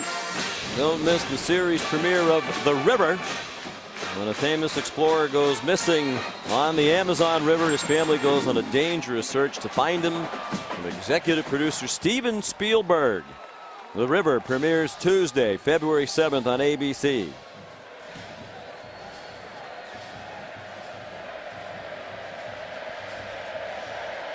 Aaron Jones kicks off for Baylor.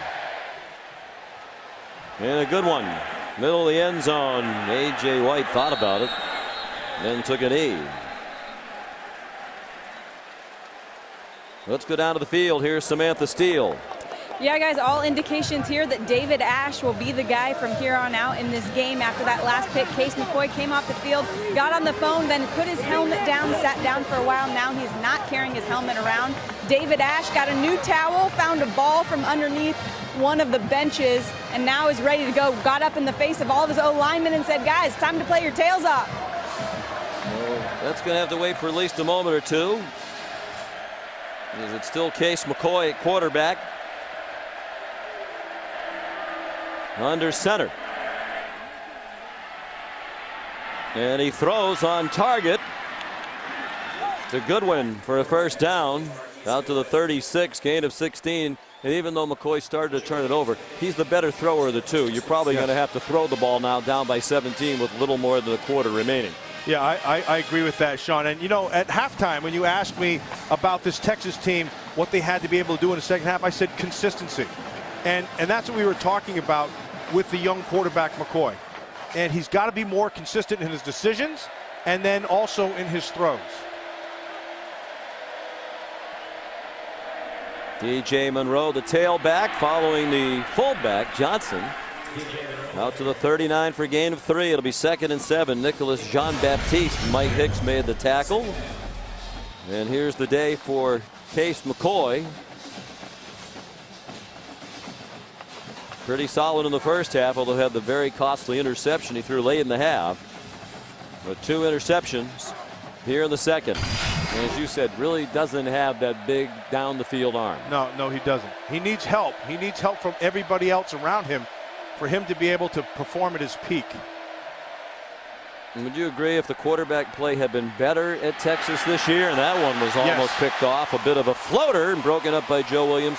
They're 7-4. Yes. Some close losses. Quarterback play a little bit better. They might have 8 or 9 wins instead of 7. Yeah, this is a perfect example. Watch Joe Williams. Now he's eyeballing this the whole way. He's waiting for the ball to get there. Shipley, that ball's got to be there on a rope. Because it isn't, Williams can play, literally split the difference between 2 receivers and still make a play on it.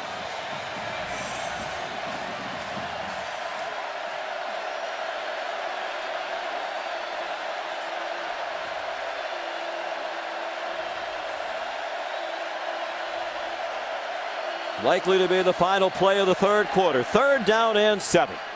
They need to convert, and they do.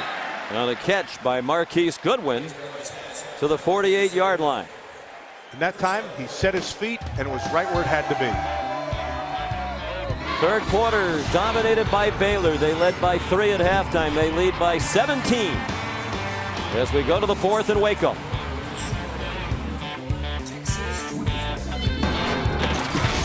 Final regular season game for Baylor in Texas, and the Bears lead 41-24. Texas ball, 1st and 10 at the Baylor 49-yard line with Case McCoy, the quarterback. Horns trying to avoid losing their 7th in a row to a top 25 team. Jeremy Hills jumps over would-be tackler, got a couple to the 47.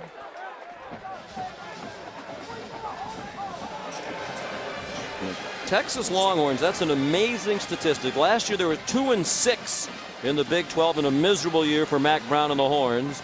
They're 4-4 in conference play entering this one. If they end at 4-5, it'd be the first time they've had back-to-back losing seasons in conference play since it happened 4 years in a row in the late 30s. Baylor with so many milestones still to achieve, including the first 9-win season since 1986. Johnson down to the 42, trying to beat Texas in back-to-back years for the first time since 91 and 92. They're trying to have their first 5-game winning streak since they started 1991, 5-0. They've won 4 in a row coming in. Sean, you can't say enough about the job that Art Briles has done in his recruiting, in the way he runs his offense.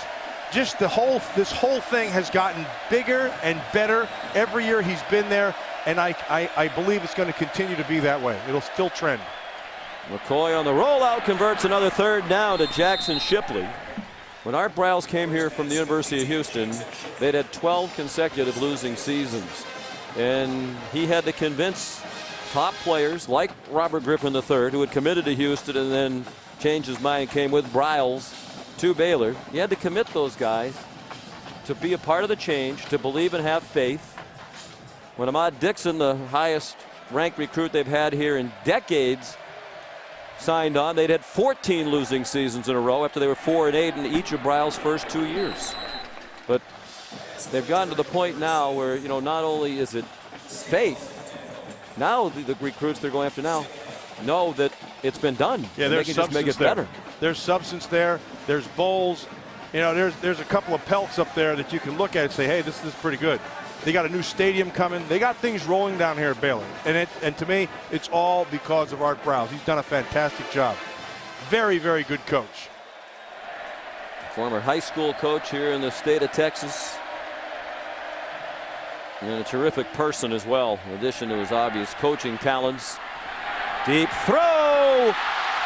And it is intended for Goodwin, incomplete. David Ash threw it to the back of the end zone, and Goodwin could not come up with it. Right where it had to be.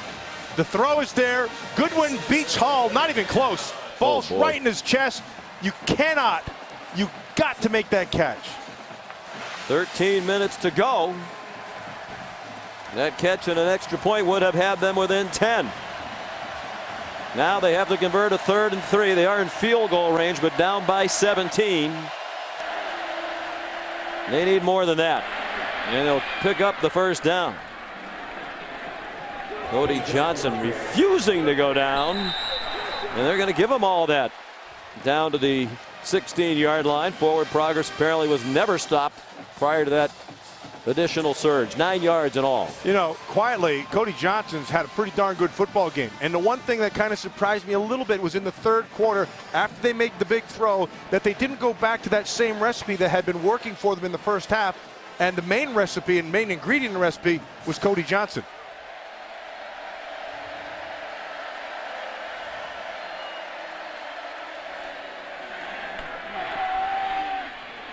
Jeremy Hills got a yard to the 15 before he was driven back. And you see the impact of that drop ball, Matt. 13 minutes when it was dropped by Goodwin. And even if they punch it in and get 7 here, the Longhorns will have used a lot more time than they should have needed. Goodwin's played himself a pretty good game, but he's going to kick himself for making that drop. Obviously, it's not something that he wanted to do, but that's about concentration at that point. They haven't been great scoring touchdowns in the red zone. Here's Jackson Shipley taking the snap, then the inside handoff to DJ Monroe, and he slices down to the 8, a yard short of the 1st down. K.J. Morton made the tackles. They lined up the wide receiver Shipley in the shotgun. He gave it to Hills, who gave it to Monroe. And Cody Johnson helping the case there with a block. And so a big third down. And Sean, I've got to think that this got to be 4 down here when you're down by this much. Well, they are 3 scores down. They also might want to be a little more quick to the line of scrimmage and quick to get it snapped. Play clock down to 9. And Johnson did not get there and lost the football. Baylor has recovered. Dixon came up with the fumble. There are flags on the field.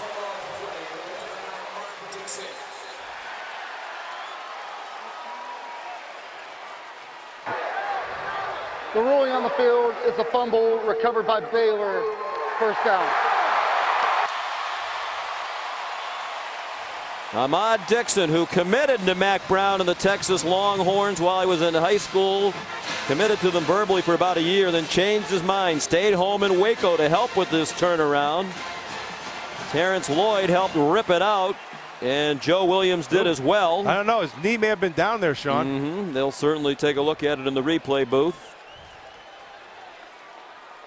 He still has possession there, and his knees are down. Yeah, that will probably be overturned. Now, there was a flag after the knee was down.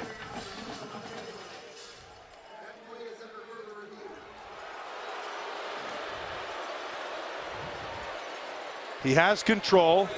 Yeah, his knees are down. Knees are down. Yeah, that's going to be right there. Spot it right there. Lloyd made the tackle, and then the ball comes out after the knee's down. Would have been the 5th turnover for Texas. It still might be if the replay booth didn't see it the way we did. It looked like both knees were on the ground. He still had the ball. By the way, there's been a rumor going around that Mack Brown was going to announce his retirement after this game.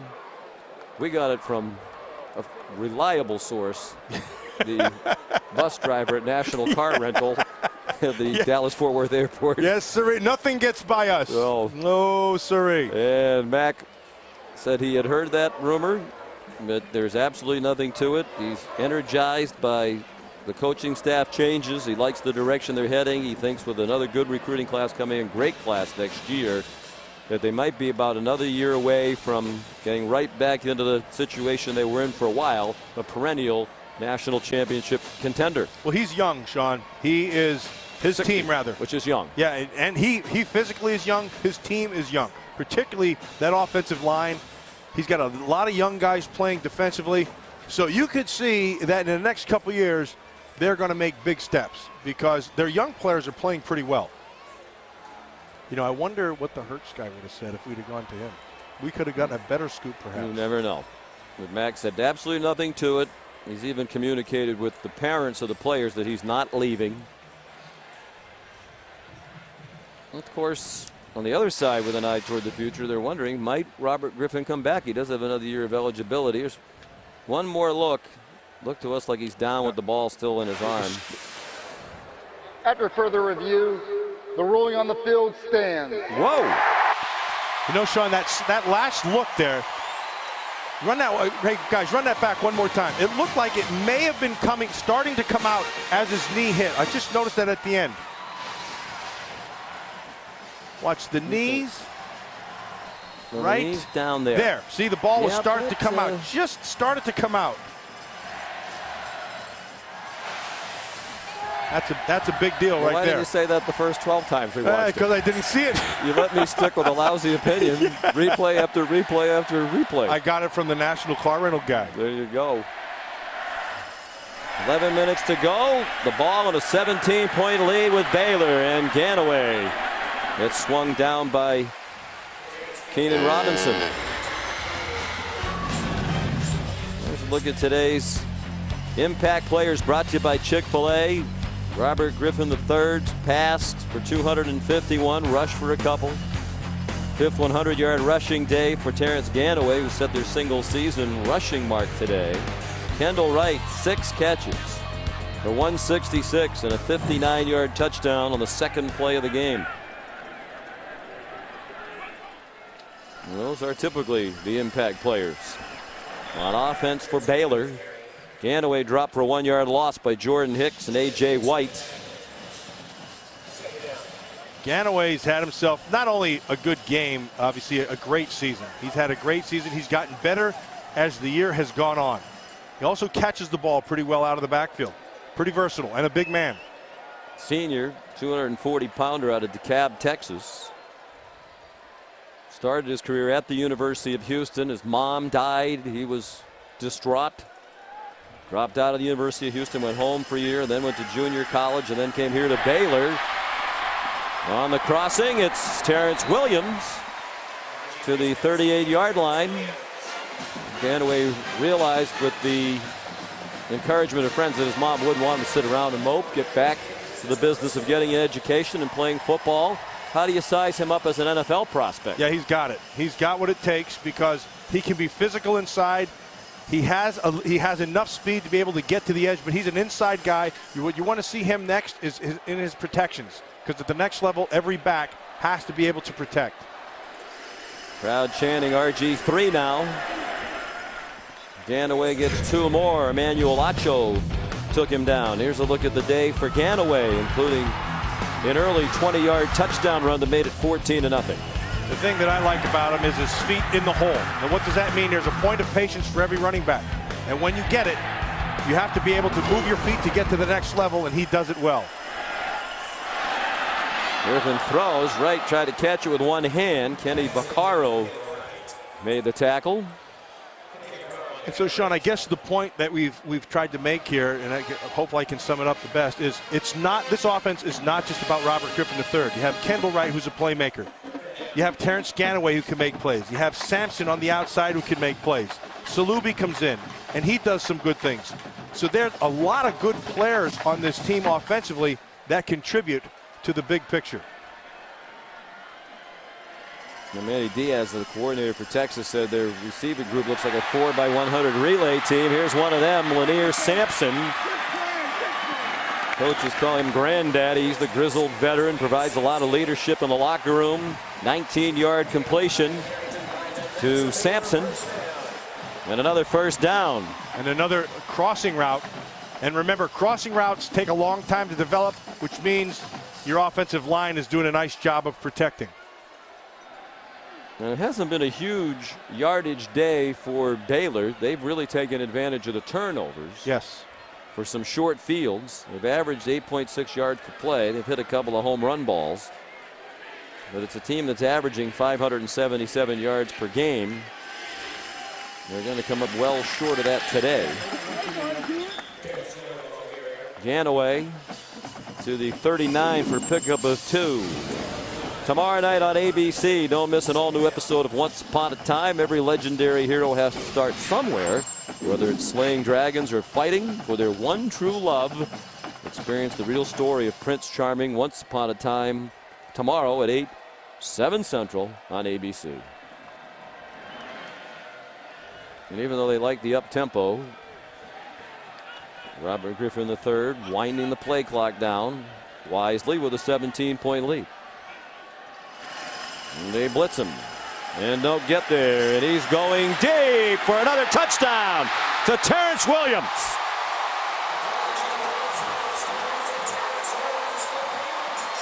Same corner he visited against Oklahoma to win it. He's going to have Condry Diggs in man coverage down below, right here. And so it's a 9 route, and the 9 route is just straight down the field. And what is it? It's about speed. Sampson gets it on top, Williams rather, and it's perfectly thrown. 6 quick. T. Williams with another one. After the fumble, they go 88 yards in 8 plays. Every other touchdown drive had been a minute and a half or less. They wanted to run the clock down that time, so it wasn't quite as quick. 39 yards, Griffin to Williams. Is he making a Heisman statement today?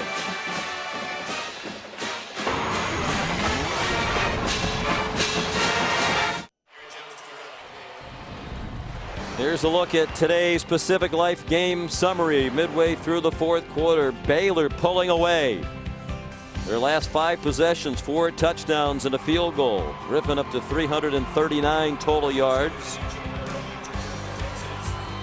Ganaway 134 yards rushing. And Texas has killed itself with 5 turnovers today and 12 penalties.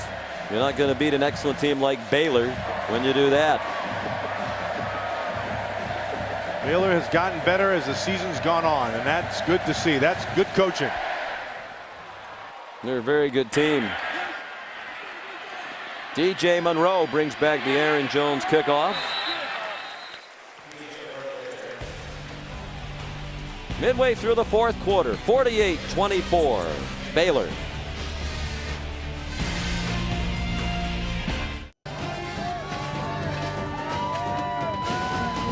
This game was tied at 24. 3 straight Texas turnovers, and Robert Griffin and Baylor pulled away, leading 48-24. He's thrown for 320 and rushed for 2 touchdowns. Owns 46 records at Baylor.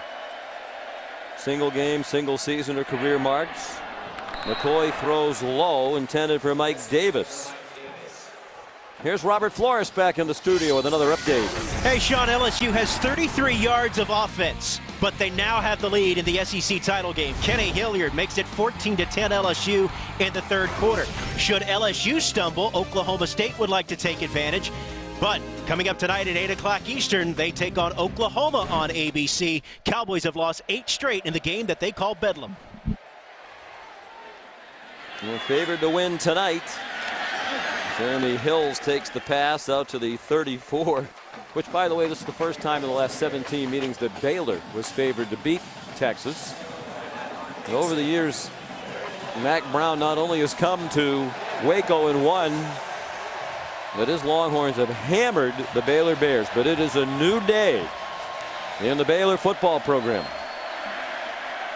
McCoy throws, wide open receiver is Shipley across midfield. Sam Hall made the tackle. Well, let's take a look at the Heismanology poll results. All the people at ESPN who have a Heisman ballot participate every week. Joe Tessitore leading the charge, and it's Trent Richardson very narrowly over Andrew Luck, and then RG3. McCoy short again. Out of bounds goes DJ Grant. And there are other dependable polls. Chris Fowler showed you some of them on game day this morning that have those top 3 in different orders, but generally it's those 3 with a little bit of a gap down to Barkley and Keenum. Keenum didn't help himself today when Houston lost. I think the dark horse there is Barkley. I think he's had a fantastic year. When you watch him on tape, he does a lot of things really well. Right here, Robert Griffin III. You can't ignore what he's done. He has played at a high level. But having said that, he has more help than does Andrew Luck. When I watch him, Sean, we watched him. We had the pleasure of watching him perform earlier in the season. And when you watch that offense, you watch the receivers do not dazzle you. I mean, yeah, they don't have any. I mean, it's a tight end based offense, and they have a solid runner. But really, that's a running offense. That's what they are. And then, then here comes Andrew Luck, who can make some plays. And so when I watch this Baylor team, not to take anything away from Robert Griffin III, fantastic player, but he's got a lot of help outside, which we documented today. Yeah, as you were saying, you give Andrew Luck this receiving core, the wide receivers, and you wonder. McCoy on 3rd and 5, another first down to Mike Davis. He gets banged down at the 35-yard line by KJ Morton. Well, I don't believe you have a vote. I don't want to misspeak, but I think I would know if you were a Heisman voter. No, I'm not a Heisman voter. If you did, who would you vote for? I'd take Andrew Luck. And then, again, that's not to disparage any of the players who are playing out there because, hey, there's some fantastic things going on out there. This guy here, RG3, had a great year. But when you look at them all, especially on tape, and you see what they bring to the table and what they have to work with around them, and then you see how well they play, then to me, it's Andrew Luck. And it is supposed to go to the best player in college football, and I think ultimately that's the judgment you have to make. It just can't be who had the most impressive stats. And I think all those guys we saw on the screen, and there are others As the pass was caught by Miles Onyebule for a first down. Russell Wilson in another year would be right there at the top of the conference. Monty Ball, his teammate, would be there. But Michael James. Yeah, there have been, well, we were really impressed with the Wisconsin team last week, and Russell Wilson and Monty Ball, boy, they are really terrific. McCoy throws. Again, just not enough on the ball. Broken up by Joe Williams. Well, I would agree with you. I think if it goes to the best player, it'll be Andrew Luck. And I would agree with almost everybody who I've heard evaluate him with an eye toward the future. Andrew Luck is going to be a Peyton Manning type star quarterback in the NFL for a long time.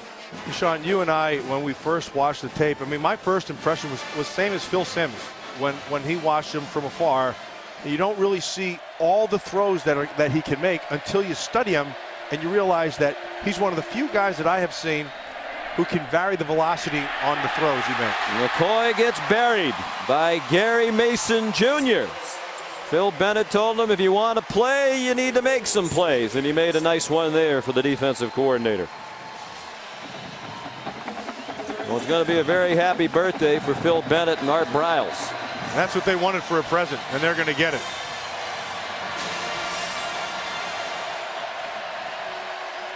Third down and 17. Only a three-man rush. Shipley got walloped and lost the ball. And they're going to rule him down, I believe, at the 13. Yes, they are. That would have been turnover number 6. Now this Texas team, boy, they've gotten beaten by a better team. Ooh, but they've also beaten themselves. That looks like a fumble to me. Also, it was a shot in the head. Sam Hull, 25, getting in there, as well as Ahmad Dixon, who's played a really good game today. Dixon's played well, as has Hull. We're going to review it. I'm surprised they didn't throw a flag on that. Yeah. For Dixon. And the timeout has been called by Texas. Apparently they are not reviewing it. 4:15 to go here in Waco.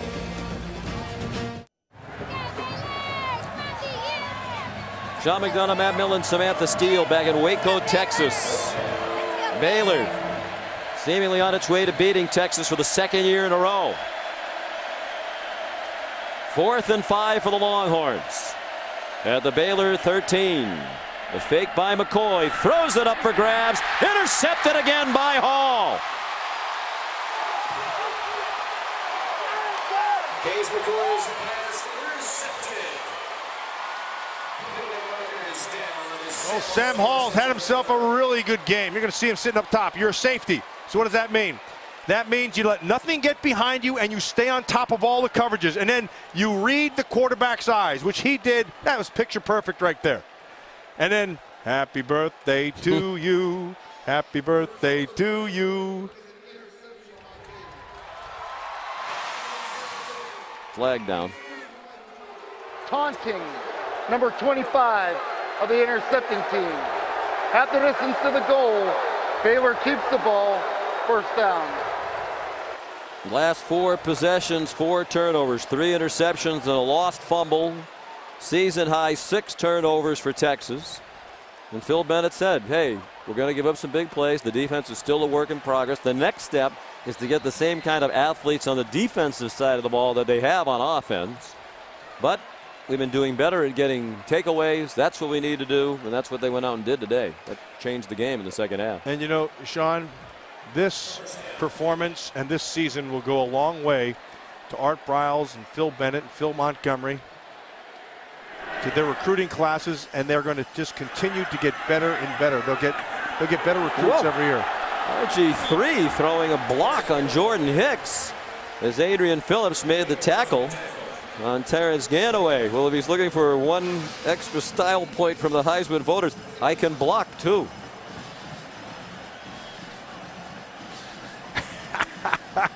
I got to tell you, now I said this earlier in the telecast, and I'm going to say it again. Rarely do you see track guys, and I don't want to kill them, okay? But rarely do you see track guys who have real good toughness. Usually, you know, they kind of back off a little thing. This kid here, he's a football player who happened to run track. Actually, Like I say, rarely do you see football players like Matt Millen who can run fast. yeah, well, they would be right. Enough. Crowd wanted a horse collar on that last play. Griffin runs. A little more stat padding here in the final moments. More importantly, it's a first down for Baylor. Bedlam tonight. We've been looking forward to it all season long. LSU still in a dogfight with Georgia today. Hoping are the Cowboys for a Bulldog win. Perhaps open the path to the BCS championship game. 106th meeting. Oklahoma State, two schools separated by only 85 miles tonight. We will look forward to watching that one. That'll be a good one. A lot of offense. The team who plays the best defense will win.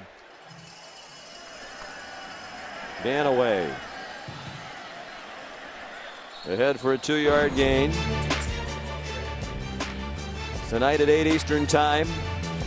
Oklahoma State, just that one loss, but it was so costly at Iowa State on the Friday night a few weeks back.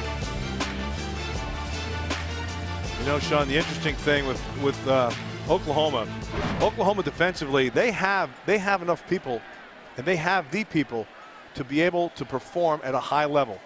But what's really hurt them has been themselves. They have made mental mistakes. They've blown coverages. They've not been on the same page. So if they can take care of that, and they can handle, that's going to be a heck of a game, because that defense is capable of slowing down Oklahoma State. They had national championship aspirations starting the year. Dan away a short gain. Here's Robert Flores.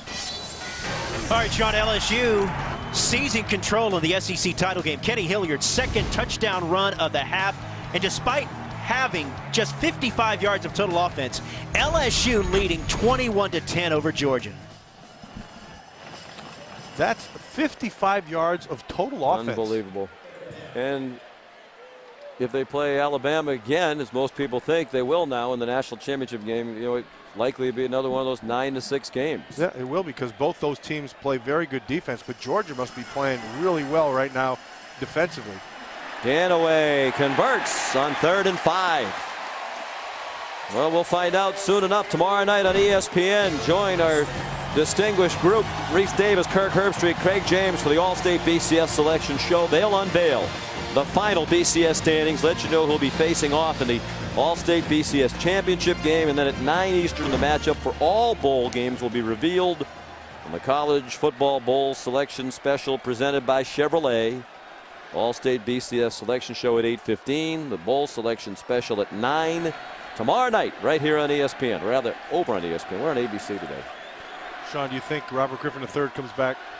Didn't sound like it talking to him yesterday. He might.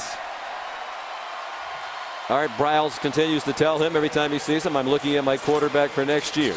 I would too. Let's take a look at the good hands play of the game, and brought to you by Allstate. It was a beauty. Originally ruled incomplete, but on review, a touchdown catch by Blaine Irby.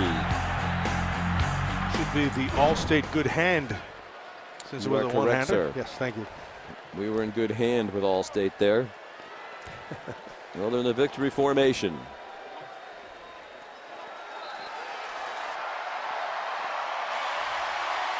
So Baylor completes just their 3rd perfect home season. 7-0 here, 9-3 to end the regular season. First 9-win season since 1986. If they win their bowl game, they'll match the school record for wins in a season. 352 total yards for RG3, 320 of them passing, 32 rushing, threw for 2, ran for 2. The question is, was it enough? In his last chance to dazzle the Heisman voters, the ballot